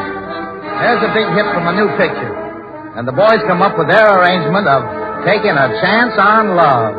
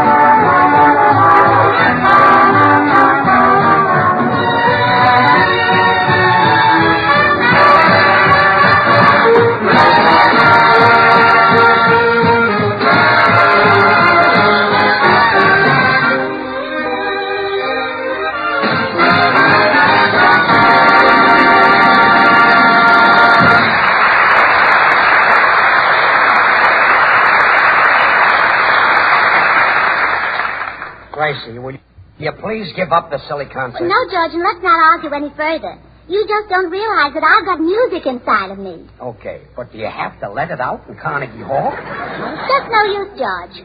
Well, maybe I can't talk you out of it, but I'm expecting someone here any minute who can. Deems Taylor. Who? Deems Taylor. Don't you know who Deems Taylor is? I don't even know who Deem is.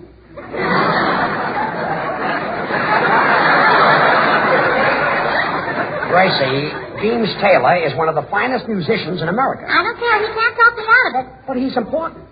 He's even composed a couple of operas. He has? Sure. Real operas like Carmen or Miranda? Yeah, the names of his last two are Faust and Luce. Come in. How do you do? I'm James Taylor.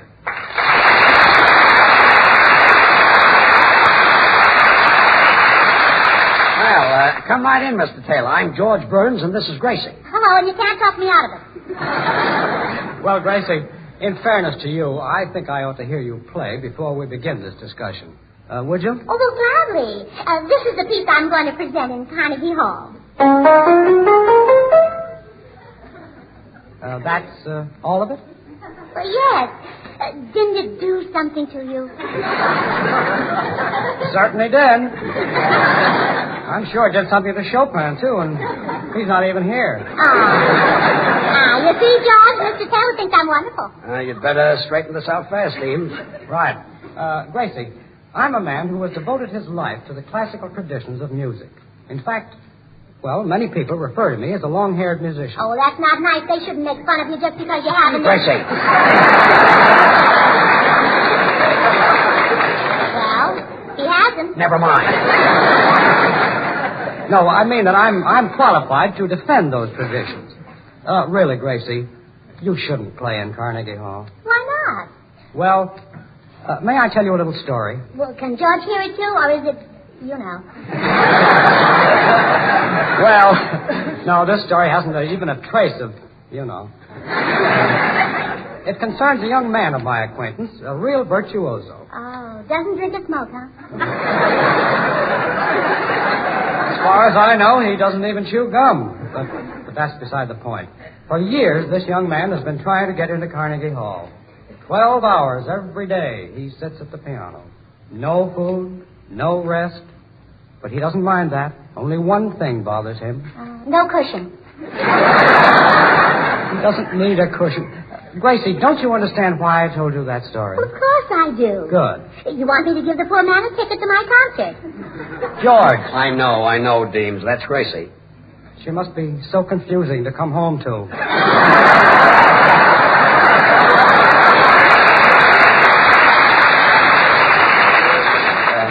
You said it. Well, you see, Mr. Taylor, I don't have to practice like that poor man. Mine is a natural gift. My whole family is musical. Indeed. Oh, yes, indeed. It only took my sister Bessie 5 years to learn to play the cello. Well, isn't 5 years rather long to learn to play the cello? Well, I don't think so. Not when you consider that for 4 years she thought she was supposed to blow into it. George! I know. Baffling, isn't it? Yes. Oh, well, come in. Hello, Gracie. Oh, I see you have company. Mr. Taylor, this is my girlfriend, Tootsie Sagwell. I hope you'll forgive her if she seems a little forward. You see, she's simply crazy about musicians and other types of men. Say, Deems, you were talking to Gracie, remember? Oh, yes. As I was saying, Gracie, your musical talent is at least open He's cute, to... isn't he, Tootsie? Yeah. I love his dimples. Girls, would you please let the man talk? Go ahead, Deems. Thanks. Well, as I was saying, Gracie, your musical talent isn't what you might Don't you call... think his eyes are nice, Tootsie? Trustful, sort of like a St. Bernard. Yes, and I adore that straight nose and that high forehead. Look, would you girls just stop dissecting me just long enough for me to finish a sentence? As I was saying, Gracie... Don't you love his ears, Tootsie? He's got so much character in them. Gracie, I'm telling you for the last time, I want you to listen to what Deems is saying. And don't interrupt him again. Yes, dear. I'm sorry. Go ahead, Deems. Well, as I was saying, Music, Gracie, is a thing that one either has within him or one doesn't have at all. Now, I want to be fair in your case. I've given the matter very careful consideration, and, Gracie, You it's don't my think he's honest too old opinion. for you, do you, Betsy? Well, that I'm not quite sure of, Gracie, but don't worry, I'm planning to find out. Oh, no, you're not. I'm getting you out of here right now. Goodbye. Wait, Dean. You can't go. Think what will happen to music. Brother, I can't stay. Think what'll happen to me.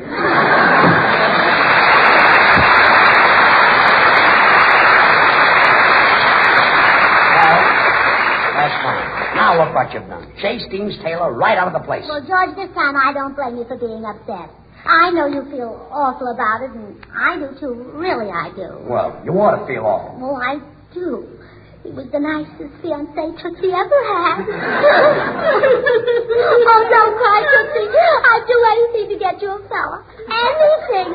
I'd even give up my musical career. Oh, Gracie. Oh, Tootsie. Oh, nuts. Cut it out.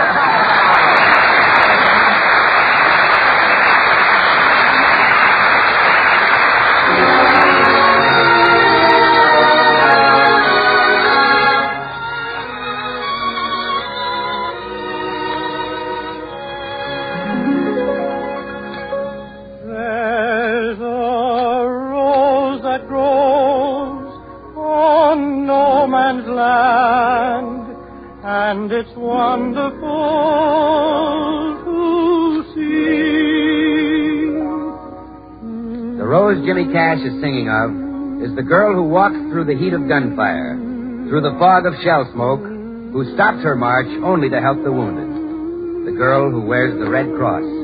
It's the Red Cross which comes to the boys to heal their wounds. The men and women of the Red Cross stand beside our boys, beside your boy, in every battle zone. But they may stand there with empty hands, with no way to give help now that the need is greatest, if they are not supplied with the weapons of mercy. Give to the Red Cross so that it may continue to give to the fighting men it serves.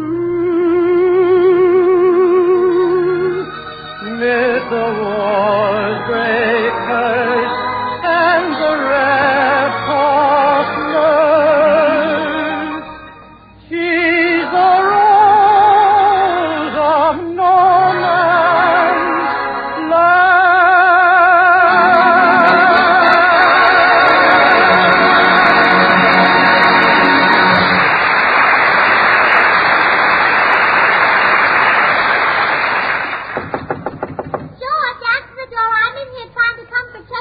All right. How do you do? I'm Pussy Turby.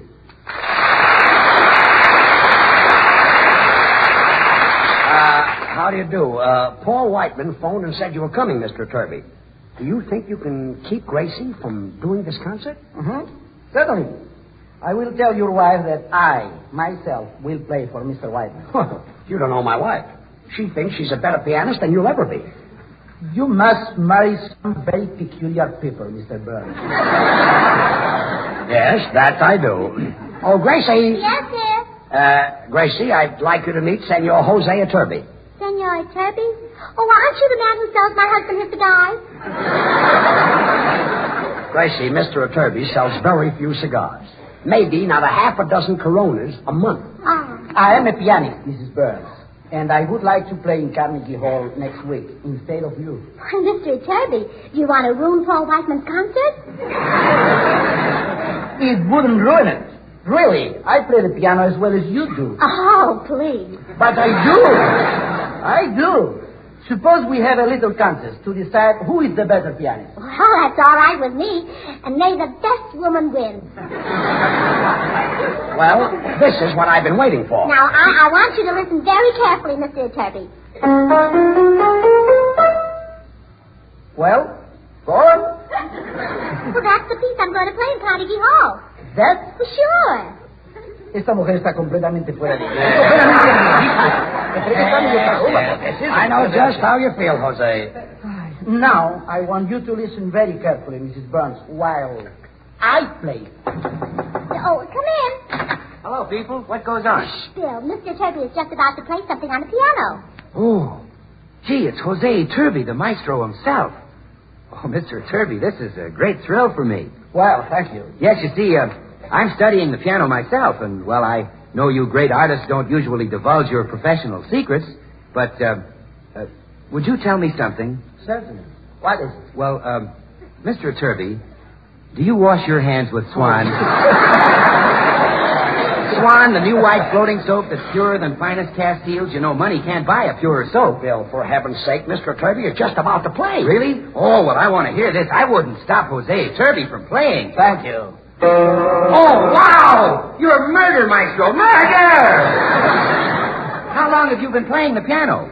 I started to play when I was 3. Get that, George. 3 years old, an infant prodigy, a baby. Did your mother bathe you with Swan, Mr. Turvey? Well, Swan is great for bathing the baby, you know. It's so pure that it's kind even to a little baby's tender skin.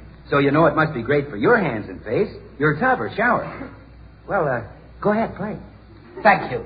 Oh, Mr. Turvey. What now? You're from Spain, aren't you? Yes. Of course, you've visited Castile. Certainly. Well, you know, Jose, women have long considered Castile soap the standard of purity. But Swan is even purer than finest Castile. All right, Bill, that's the last straw. Out. Well, okay, George, I'm going. Well, so long, Mr. Turvey. Certainly was a thrill to hear you play. Well, I'm sorry about the interruption, Jose. Oh, that's all right. I understand. Oh, good. Well, go right ahead and play. Oh, yes, by all means, Mr. Turvey. Now, quiet.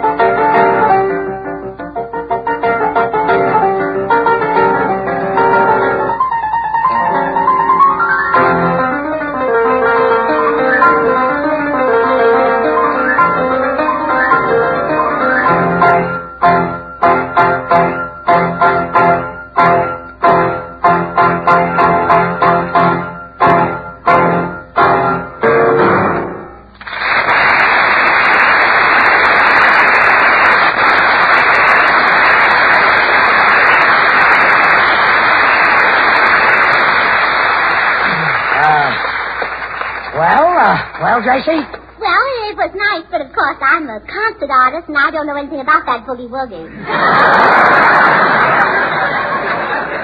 Boogie-woogie? Well, it's obvious who won the contest, Mr. Turvey, but don't take it to heart. You play very nicely with some of your fingers. This is too much.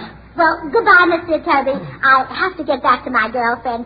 She had a very sad experience today. She lost her fiancé, and I promised her I'd do anything in the world to get... Hey, wait a minute. Mr. Turvey, would you really like to play that concert? I certainly would. Well, I think it might be arranged. Really? You'll let him do it? Uh-huh. Oh, boy, that's all I want to hear. Wait till I tell Whiteman the good news. Good. Now everybody's happy, and the concert will be a true artistic success. I will lay them in the aisles. Well, so long. Oh, wait, Mr. Turvey, that isn't all. Have you heard the expression, you scratch my back and I'll scratch yours? Mm-hmm. No, but it sounds like fun. Well, it means swapping favors. I've done you a favor. Now, I want you to do me a favor. What do you want me to do? Well, I want you to make love to a girl. That's a favor? Yes. What sort of a girl is she? Well, what sort of girl do you like? Well, I like them blonde. I like them brunette. I like them tall. I like them short. See what I mean? Well, how wonderful. I found a man for Tootsie.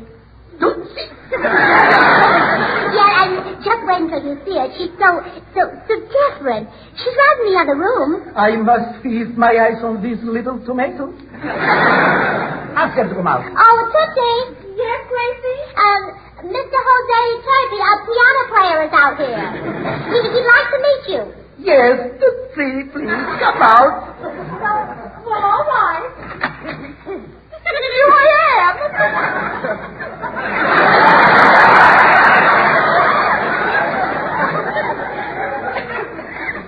Please, go back in.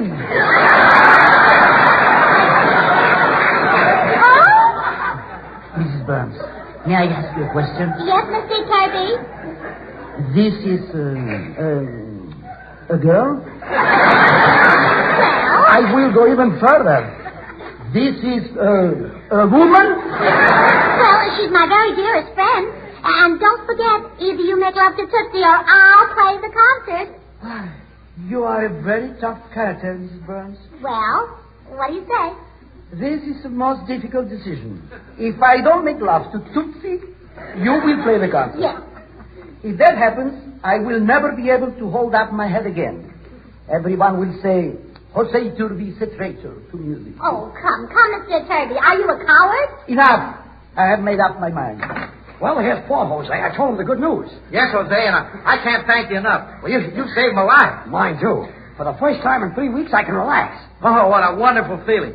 Now, Jose, how about playing the number we'll hear at my concert? Okay, boys. This is the number you will hear at Carnegie Hall next Tuesday night.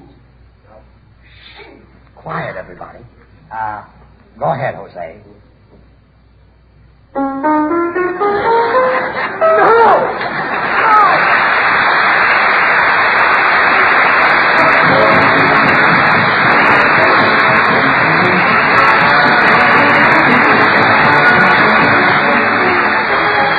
Gracie will be right back, so I've just time to remind you that although Swan is purer than finest Castiles, it's economical for every soap and water job around the house. In the bath, Swan gives more soap per penny than any leading toilet soap tested. And in the kitchen, Swan saves over easy-to-waste package soaps. So help save your hands, and incidentally save your pocketbook, with Swan, the new white floating soap that's purer than finest Castiles. And now here they are again, George and Gracie. George, I've been thinking things over. This concert is coming between us. It certainly is. After all, I'm first the wife and second the musician. That's right. My first duty is to you. Absolutely. Well, here's a ticket in the first row at Carnegie Hall next Tuesday. Good night, folks.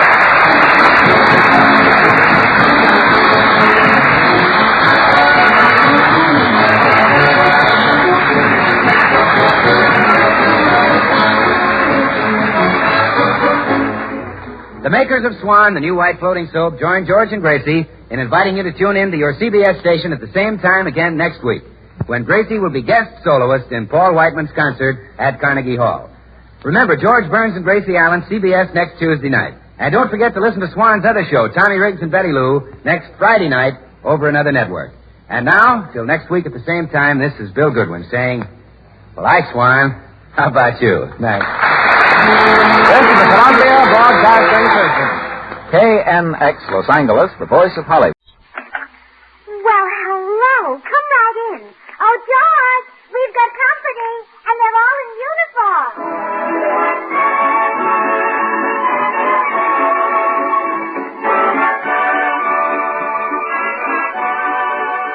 This is Bill Goodwin, inviting all you servicemen and women to enjoy another pleasant visit with George Burns and Gracie Allen, our tenor Jimmy Cash, and Felix Mills and his orchestra. And now, meet the people who live in the Burns house, George and Gracie. Oh, Mrs. Regan, I just remembered something. I'm completely broke. Could you... I'd be glad to lend you some, McCushla, but I'm in the same fix myself. I sent the last penny I had to my brother, so he could get himself some glasses. Oh, how sweet. Yes. The poor fellow got tired of drinking out of bottles.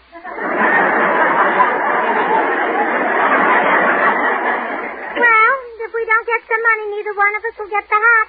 Oh, if only Mr. Byrne weren't so tight, sisters. Oh, Mrs. Regan, George is a big spender. When we were in vaudeville together, we used to pool our salaries. And many's the week he spent so much money on me that we got clear down to his salary. Then why not ask him for money to buy the hat? I did. But he wouldn't give it to me because I've already overspent my budget. Oh, why don't you try it with a blind? You mean flatter the little rascal? Sure. Flattery will work on any red-blooded man. It might even work on your husband. Oh, Mrs. Regan, that's a wonderful idea. I'll get the money. Here he comes down the stairs. Good morning, Mrs. Regan. Good morning, Gracie. George, don't move. Huh? Stand there and let me look at you. Oh, you're so incredibly handsome.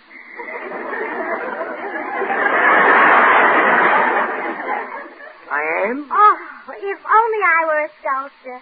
Let the others make statues of Apollo and Mercury and Hercules. You're the man I want to chisel.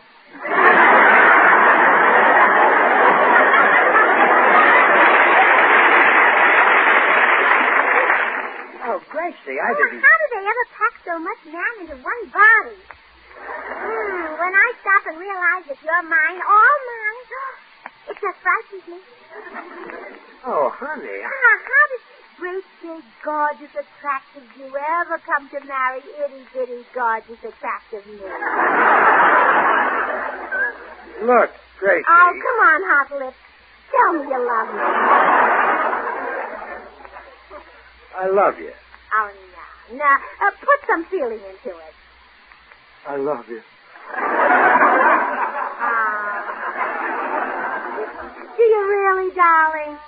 Yes. That's good. George. No, you can't have the hat. But, George.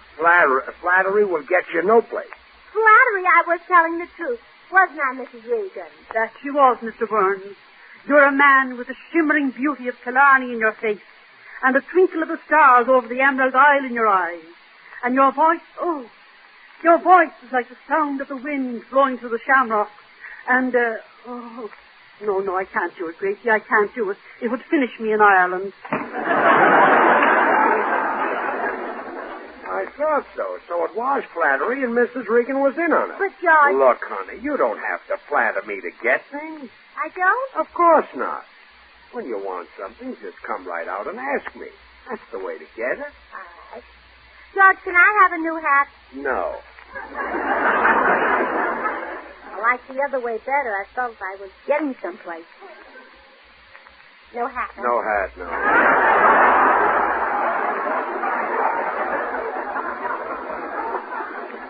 George, why don't you want to buy me a new hat? Because you always get such ridiculous, outlandish hats. I do not. You do, too. What would you say if I came home with a derby that had a flagpole sticking through the crown and 2 toy jeeps racing around the brim? George, that sounds darling. Where did you see it? Oh, stop.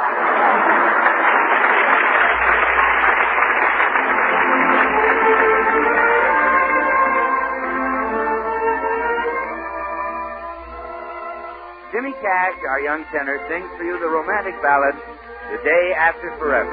Jimmy? All day tomorrow, I'll be whispering your name, and the day after forever, I know I'll do the same. May time or winter, I won't let you out of sight, and the day after forever, we'll talk about tonight. Your laughter is a melody that I'll remember long. It plays upon my heartstrings. It's my favorite song. All through a lifetime, I'll be loving you, and then on the day after forever, I'll just begin.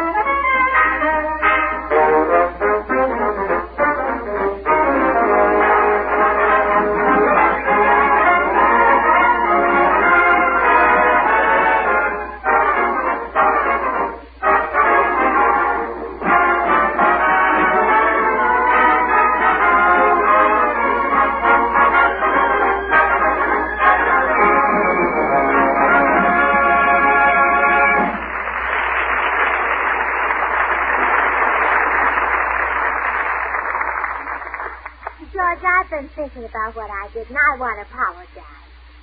What did you do? Oh, I deliberately flattered you to try to get a new hat. I feel stupid ashamed of myself. Oh, don't feel so. Oh, it was a low, mean, vulgar thing to do.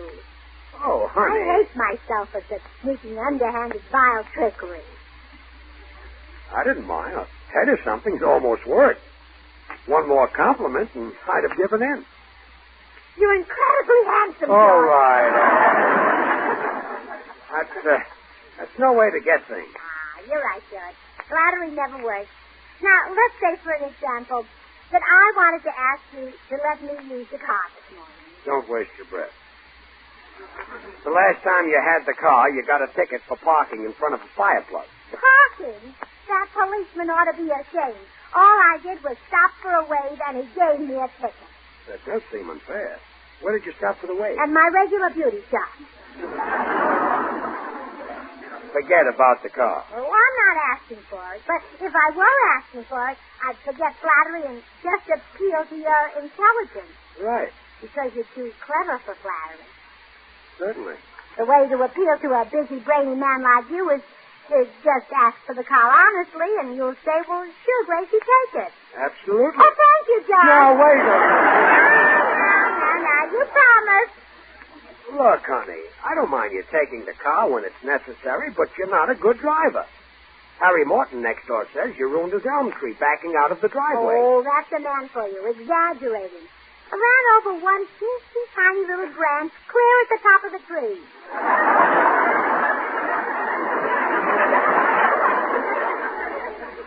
How could you run over a branch at the top of the tree? The tree was lying across our driveway.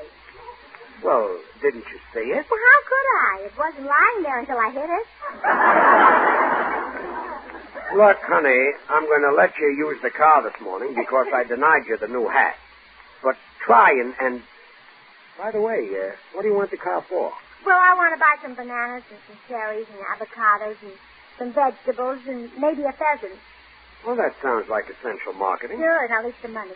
Okay, here you are. And now, honey, drive carefully. Keep your hands on the wheel, your foot on the brake, your mouth closed, your ears open, and your eyes on the road. Is it all right if my nose just hangs there and rests?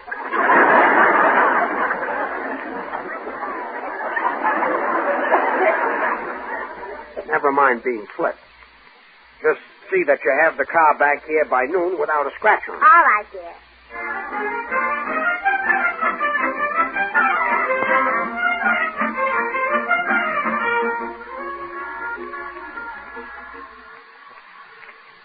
Well, I guess that's finished our shopping, Mrs. Regan.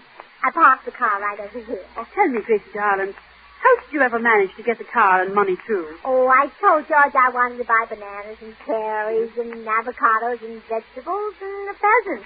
But you didn't buy those things. I bought everything but the pheasant. Couldn't find a hat with a pheasant on it. Sure, I'd hate to be married to you, Kushler. I don't think it would be much fun for me either, Mrs. Regan. Oh, well, here's our car. Oh, will George be surprised to see us home without a scratch on the car?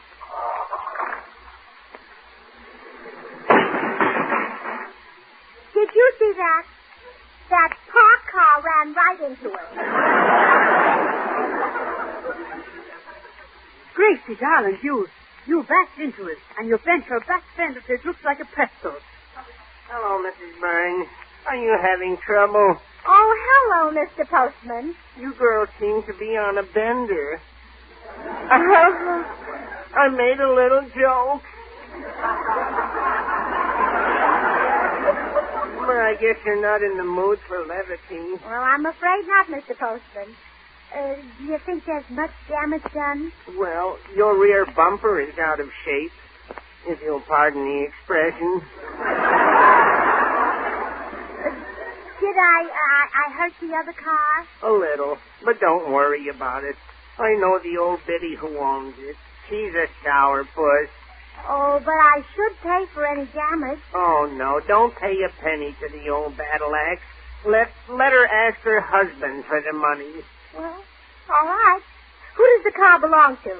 My wife. My Mrs. Burns.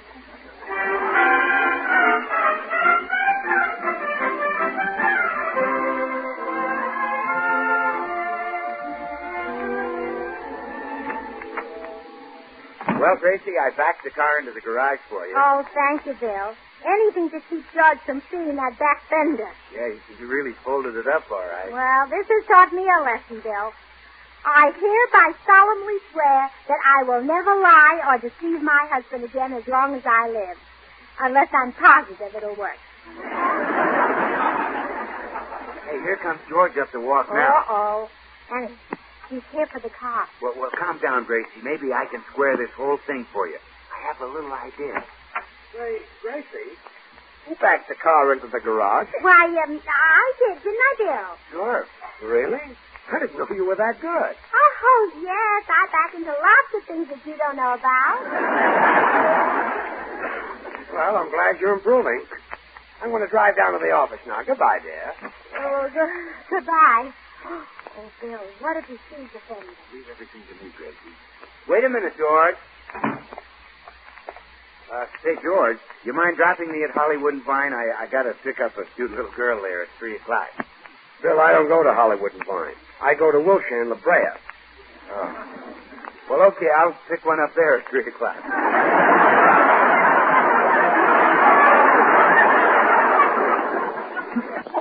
Get in, Bill. Hold it, George. Hold it. What's the matter? Well, you're running right into the side of the garage. Back up. Huh? Come on, back up, back up. Okay. More, George, more. Come on. Farther. Oh! You smashed the whole back end of the car.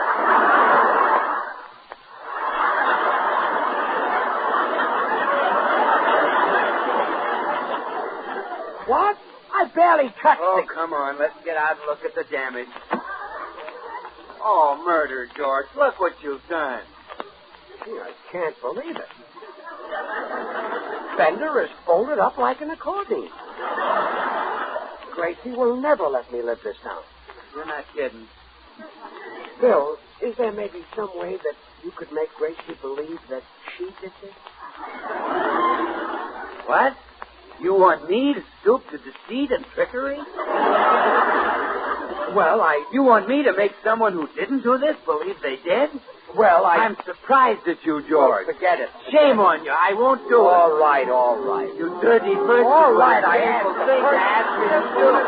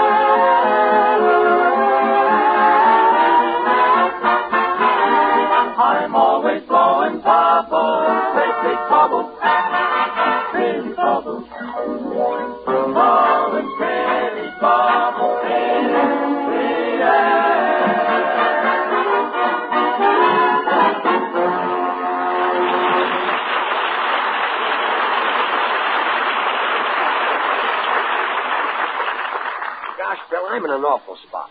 After me lecturing Gracie about her driving, she finds out I smashed this fender, I'm a dead duck. Well, take it easy, George. I'm the only one who knows. I'm the only one who could tell her. And you wouldn't tell her, would you, Bill? Would you, Bill? Bill, look at me. Bill, old pal. George, and I've been thinking maybe we should make a few changes in your radio program. Look, Bill, I'm not going to let you or anybody else take over my program. I've worked hard to get where I am. I struggled, I starved, but I finally made it. I achieved success. You married Gracie? Yes, I do. No. Well, now, what if I tell her about the fender, huh? Well, I'm going to tell her myself. If she loves me, she'll forgive me. I'm going right in now and confess everything.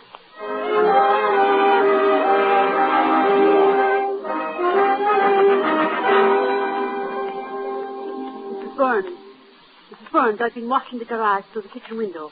Your husband didn't leave. He's heading for the house right now. Uh-oh, maybe he saw the fender I smashed. Oh, I'm in for it if he did. Now remember, Mrs. Burns, you're a lady and you're Irish. So don't degrade yourself by arguing. Just bash him with a bottle.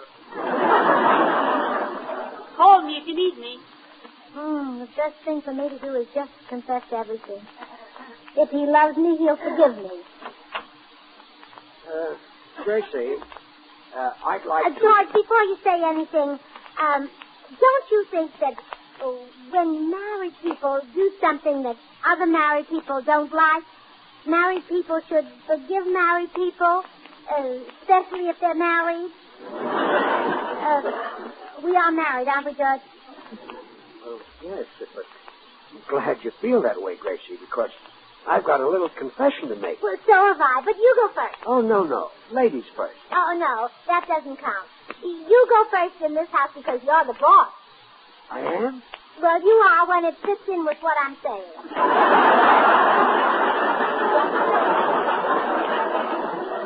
Well, I'll make my confession, then you make your confession.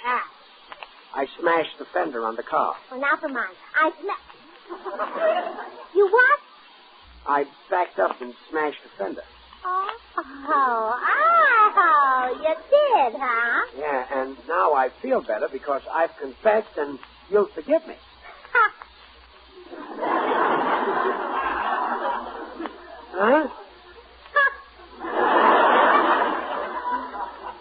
I don't like the sound of that.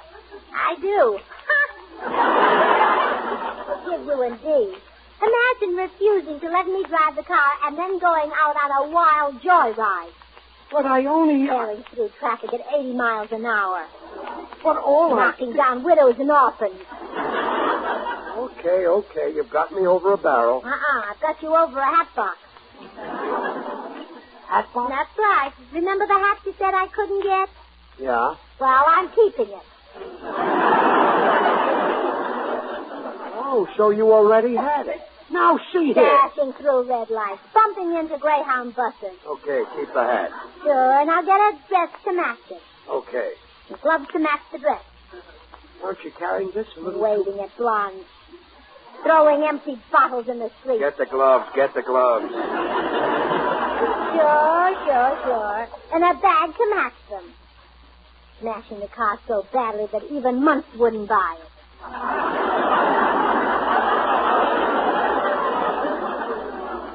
I didn't say anything. Well, I just threw that in for the shoes I'm getting to match the bag. Oh. Well, answer the door, Barney Oldfield. Yes, dear.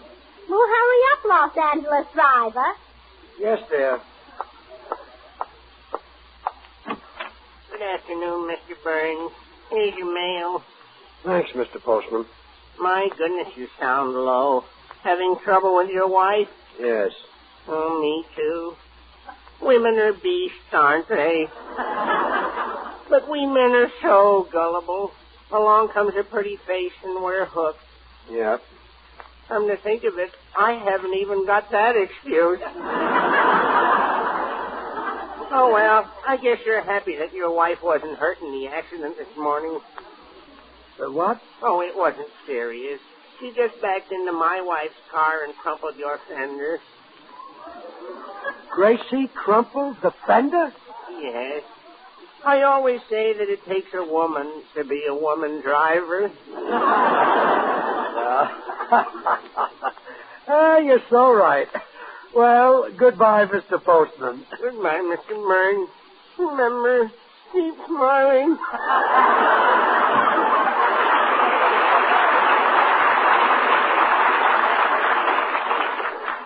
Well, who was it, Speedy? The postman. Oh. Well, as I was saying, I think I'll get a fur coat, too. Maybe Red Fox. Did you say the postman? That's right. Oh. He just delivered the mail, huh?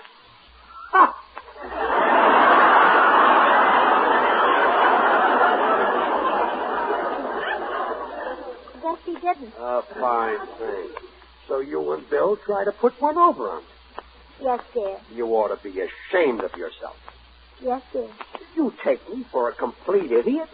Yes, dear. And that hat goes back to the store.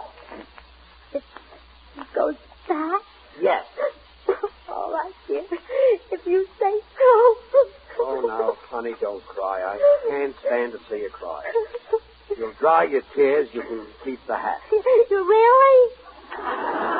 Sure, honey. Now, why didn't I think of this method in the first place? I've been had it.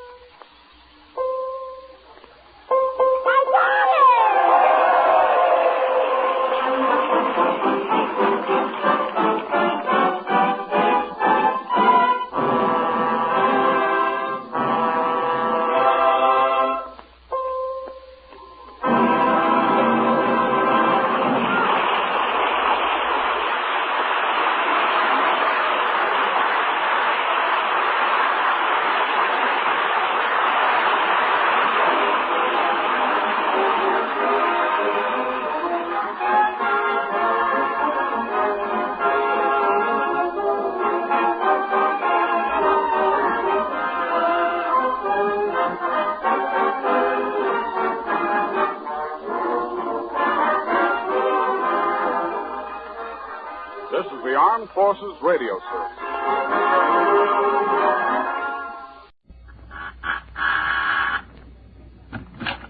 Well, hello. Come right in. Oh, George, we've got company.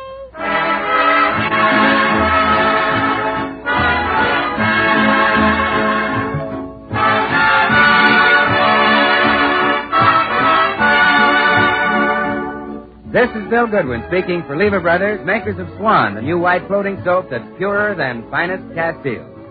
Well, it's Tuesday night again, time for another pleasant visit with George Burns and Gracie Allen, Jimmy Cash, and Paul Whiteman and his music. And now meet the people who live in the Burns house, George and Gracie.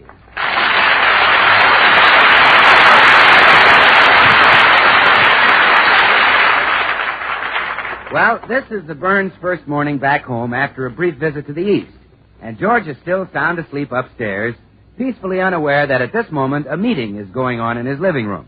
Yes, you guessed it. It's that splendid organization whose very name is enough to give George the horrors, the Beverly Hills Uplift Society. Order,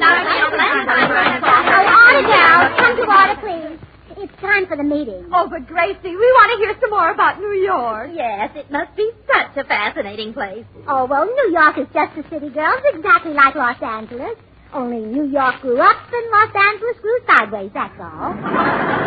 Gracie, maybe you better open up the meeting. It's getting late. Oh, yeah, of course, Vicky. All right.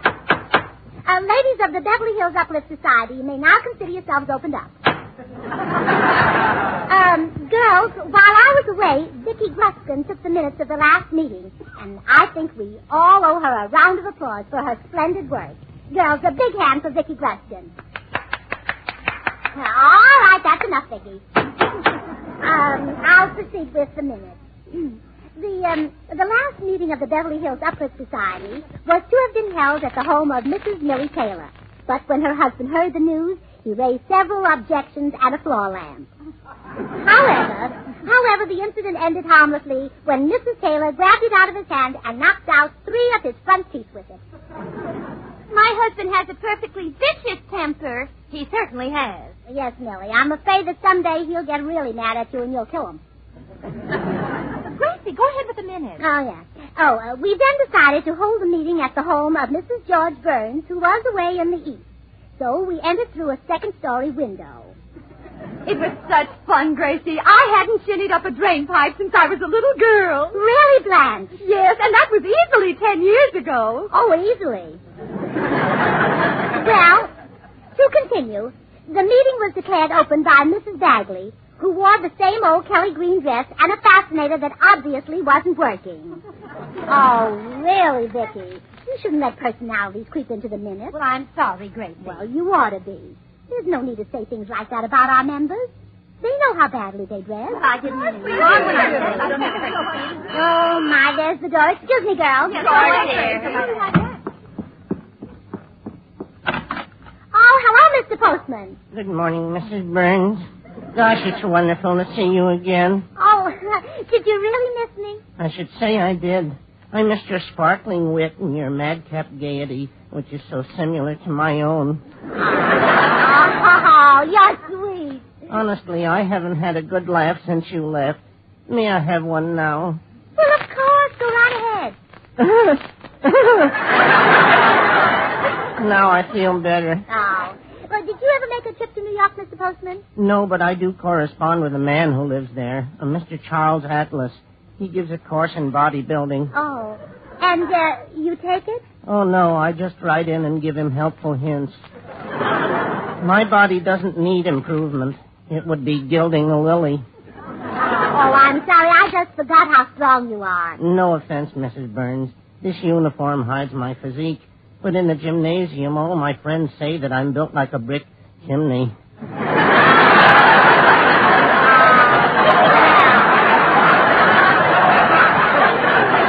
Well, Mr. Postman, I'm just sure you are. Well, here's your mail, Mrs. Burns.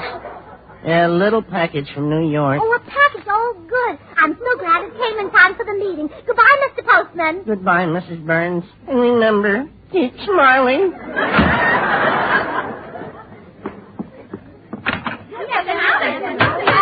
back to order, girls. Come back to order. Now, in a little while, I'll have a surprise for you. But first, we'd better get on with the meeting. Is there any old business? Yes, Gracie. We still haven't decided on the official club flower for us girls to wear. And we haven't decided on our official club greeting either. Well, girls, I had a marvelous idea about that. We can combine both of them. Really, Gracie? How? Well, now, for the club flower, we can wear goldenrod. And for the club greeting, we can sneeze at each other. Oh, I think that's splendid, don't you, girls? Hello, Gracie. Oh, hello, Bill. Oh, I'm sorry. I didn't know I was interrupting a meeting. Oh, it's all right, Bill. Girls, you all remember Bill Goodwin?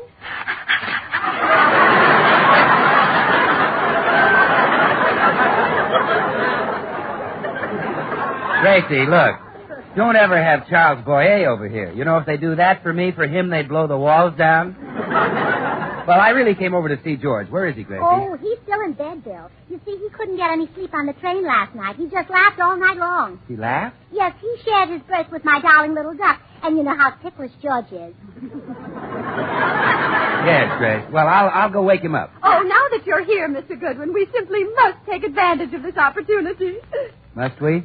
Yes. We know that you and Tootsie were in New York together, and we're dying to know whether you two lovebirds became more intimate. Oh, now, wait a minute, Tootsie. I hardly saw you in New York, except when I happened to pass in front of the YMCA. But you gave me a cake for my birthday, Bill. Well, Tootsie, I give all my friends a cake for their birthday. See, it's a wonderful soap, isn't it? Yes, sir, there's nothing like a cake of Swan, the new white floating soap. It's purer than finest Castiles and a regular suds and whiz. Bill, I've got a new use for Swan soap. You have, Tootsie? Uh-huh. I put it under my pillow so I'll dream of you. Oh. Well, gee, thanks, Tootsie. You know, I dreamed about you last night. Really? Oh, yes, I dreamed that you were Mrs. Goodwin. Oh, how wonderful. Bill, what were we doing? Washing the dishes with Swan. But I was Mrs. Goodwin, huh? Oh, yes, Tootsie, you were Mrs. Goodwin. You were washing the dishes, and I put my arms around you, and I said, "Let me help you, Mother."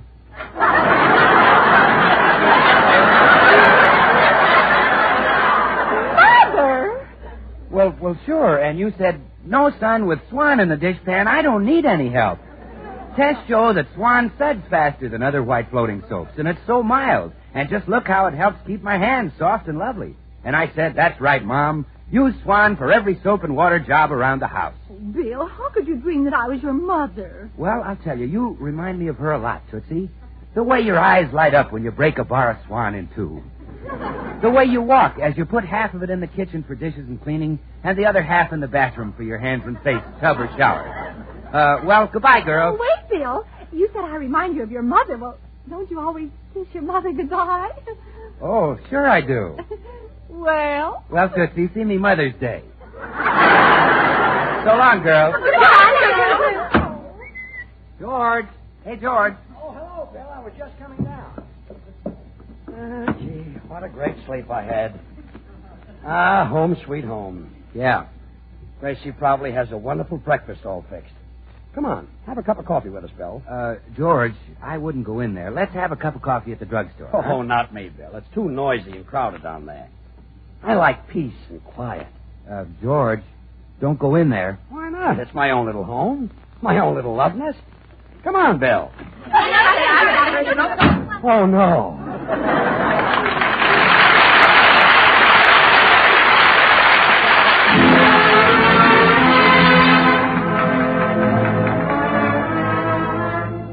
This is Paul White. Here's a song you've heard before and you'll hear again. So the right title for it is, I've Heard That Song Before.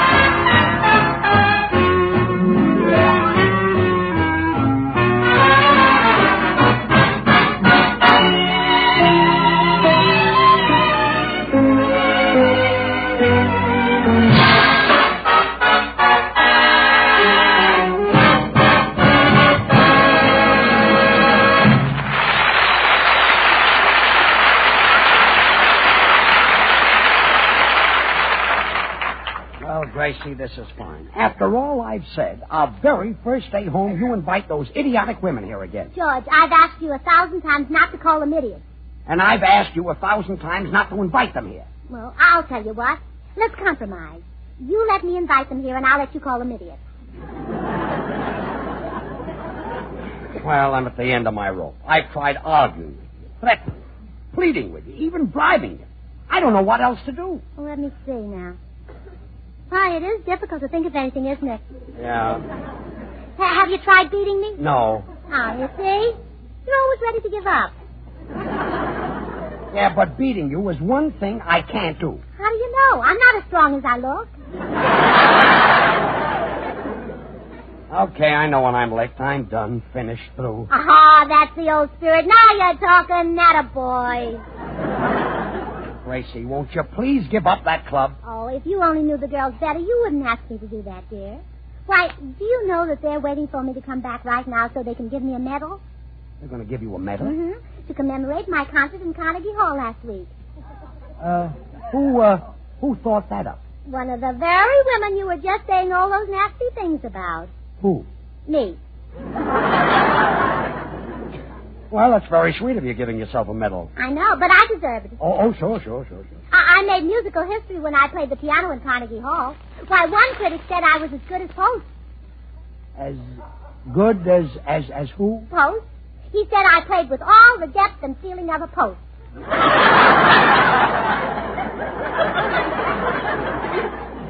Oh, yeah, great musician, that Post. Mm-hmm. Tall, skinny fella. Well, I don't know it. No, I well. wish you'd come in with me and watch the ceremony, George. The postman just brought the medal, and it's simply beautiful. It's got a picture of me on one side and a picture of a fish on the other. A fish? Yes. Well, you see, I figured out that I played the scale 196 times in Carnegie Hall last week. And, well, if you count the scales on a fish... I get it. You don't have to finish it. I see the whole thing. Well, will you come in with me and listen to the presentation speech, dear? Well, why not? I might as well be good and miserable. Girls, I took the liberty of bringing my husband back into the meeting with me. All those in favor of making him our guest of honor will please say aye. All those in favor of just making him a guest, please say aye. All those in favor of not throwing him out, please say aye. Aye. Sit down. Thanks. And now, girls, it's time for my surprise. The presentation of the Gracie Allen Memorial Achievement Award. Well, it's a medal which will be given each year to the member who has done most to make our club famous. Now, I'm the first winner because I not only made a recent contribution to musical history, but I also bought a medal. Oh, Bella, But who knows what the future may hold. Next year, Frances Fowler might win it with those new false eyelashes she invented. Oh, they're really nothing, Gracie. Why, I think they're clever. You should see them, George. They have 48 hairs, and when you go to the market, you pull one hair out for every ration point. Then, when your eyelashes are all gone, you stop buying. I thought that's a very clever idea. Yes. Well, now, who'd like to make the presentation speech? How about you, Clara? Oh, Gracie, I simply couldn't. I've never made a speech. Well, it won't be hard. All you have to do is read what I wrote. You wrote the speech yourself, Every word of it. Here you are, Clara. Go ahead. Ladies of the Beverly Hills Uplift Society, it is my privilege to pay a greatly deserved honor to our most talented and illustrious member. Oh, please. Oh, no. No artist of our time has done more to further the cause of music than this charming and lovely young woman. Oh, my goodness, you're making me blush. Her accomplishments have thrilled the nation, yet through it all she has remained modest and, what's this word, Gracie? Oh, let's see. Oh, unassuming. Oh, thanks. She has remained modest and unassuming. Oh, and don't think it's been easy. Oh, no. So I take pleasure in presenting the Gracie Allen Memorial Achievement Award to Gracie Allen. Well, girls, I just don't know what to say. Your wonderful tribute has caught me completely unprepared.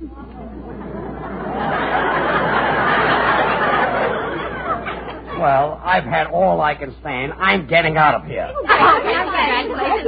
Well, so help me if something isn't done to get those buzzards out of my hair. Well, brother, they've really got you talking to yourself. They certainly have, Bill. I'm going nuts. That club is making an old man out of me before my time. Oh, now, George, why get so excited about a few months?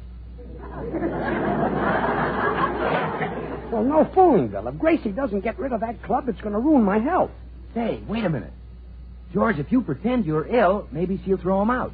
Oh, she'd know it was a phony. Well, she wouldn't if her own doctor told her you were sick. You mean that Dr. Lewis, that absent-minded crackpot? Well, now, wait. Gracie thinks he's a great doctor, even though in his case the MD does stand for mentally deficient. Now, you get him to tell her the club is ruining your health, and that's the end of it. Bill, you're wonderful. I love you. I could kiss you for this. Oh, George, please remember you're a married man. Oh, how can I forget it?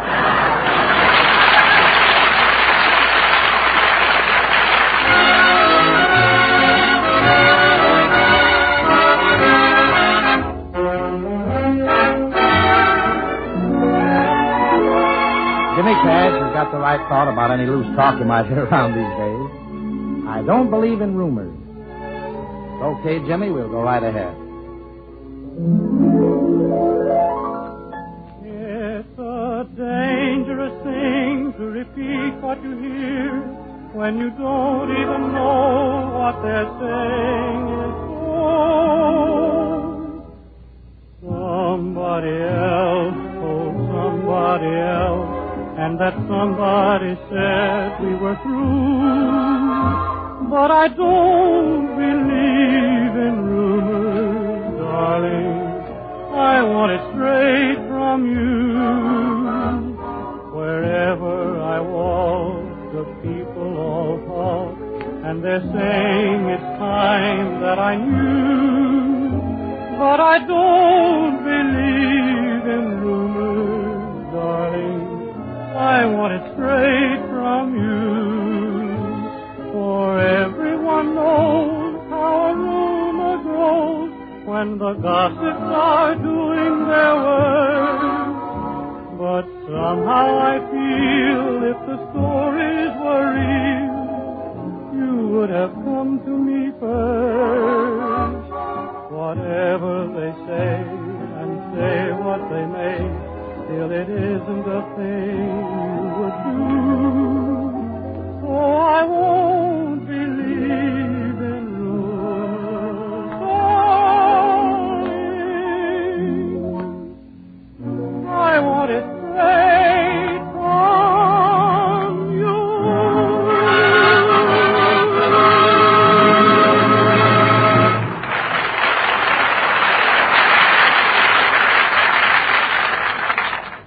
Keeping that screwball Dr. Lewis. I phoned him an hour ago. Now, stop worrying. He'll get here, and when he does, you'll be a free man. Bill, if this idea works, I'll owe you a big favor.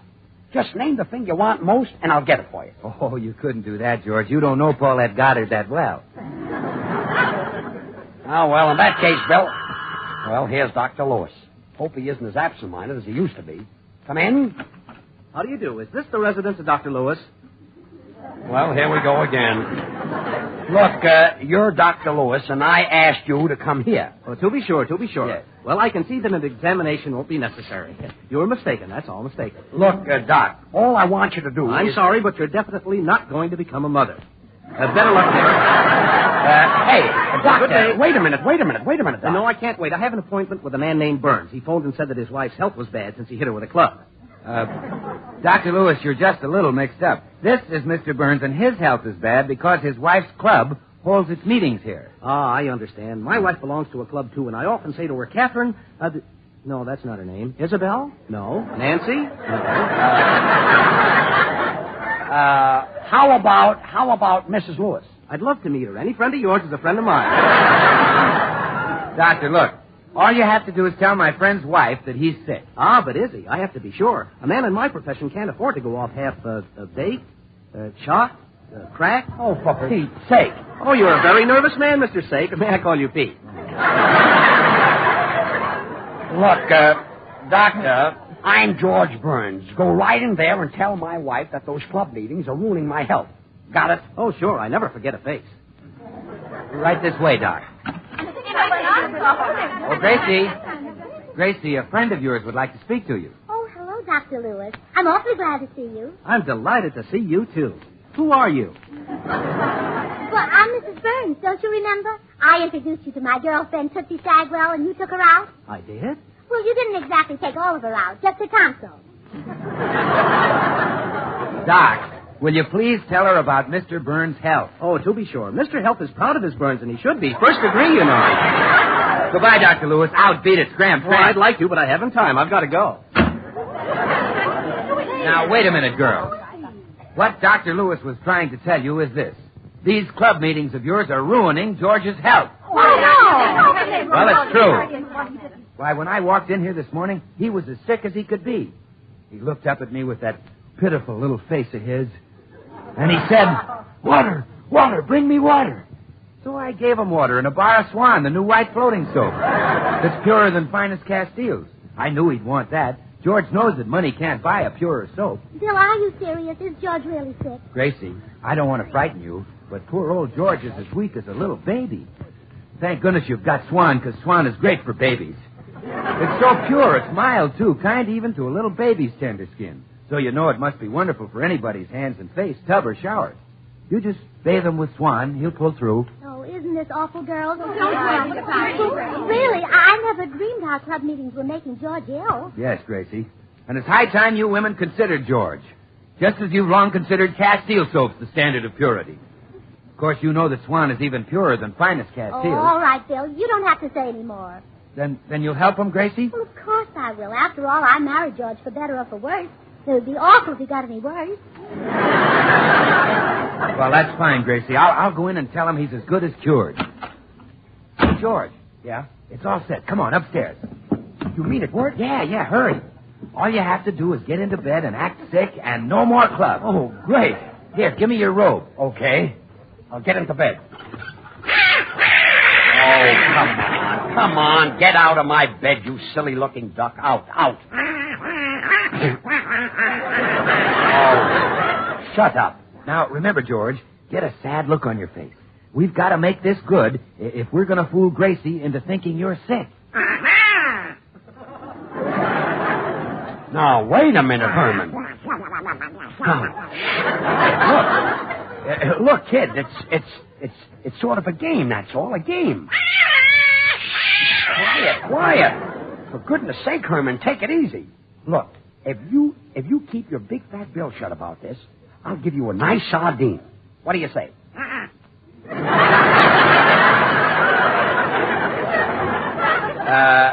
2 sardines? Oh, holding out, huh? Well, 2 sardines is as far as I'll go. Okay, quiet. I'll give you the whole can.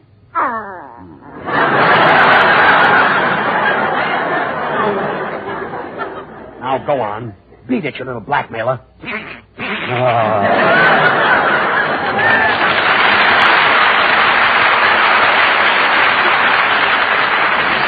know what I'd like to do? I'd like to take that little duck. Hey, do I hear Gracie coming up the stairs? Yeah, I think so. Hurry, get sick. Groan. Oh, put something into it. You're supposed to be sick. Groan. Oh. George, is that the best you can do? Think of your income tax. Oh. That's it. Now keep going. Oh. George, darling, I heard you were terribly sick, dying maybe. So I rushed right up here the minute we finished discussing Mrs. Tomtag's new hairdo. Oh, well, thanks, dear. Oh, what's the matter, dear? Where have you got a pain? All over. Oh, dear, you couldn't have it in a worse place. Stick out your tongue, George. Oh, my goodness. No wonder you're sick with a thing like that in your mouth. Gracie, come on. You're holding up the meat. Yes, Gracie. Now, girls, please. My husband is desperately ill. How dare you think that I'd leave his side to go downstairs and attend a silly meeting? I love my husband, and I'm going to stay with him. Why, if anything happened to George and I wasn't here, I'd never forgive myself. Thank you, darling. So we'll hold our meeting right in this room.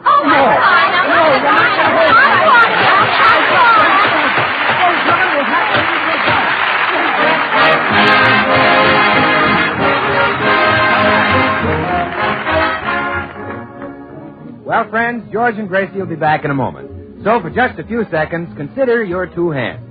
Yes, I mean it. Your two hands, ladies, are two of the best possible reasons for using Swan soap in the dishpan and for any soap and water job. Swan is purer than finest Castiles. Swan is so mild it actually helps protect your hands, helps keep them soft and lovely. Swan doesn't skimp you on suds either. Tests show it gives twice as many suds in a minute as other white floating soaps. So why use strong soaps? Why spend money on easy-to-waste packaged soaps or costly toilet soaps? No need to when you can get Swan, the soap that's purer than finest Castiles. And now here they are again, George and Gracie. George, you shouldn't say mean things about our club. The girls are very patriotic. They are, huh? Well, yes. Today at the meeting, I was supposed to serve them pancakes and butter. But they were so patriotic they refused to touch a single pancake. All they ate was our butter. Our butter? Gracie, haven't you been reading the paper? You can't get that anymore. Oh, was it butter? We thought it was batter. Oh.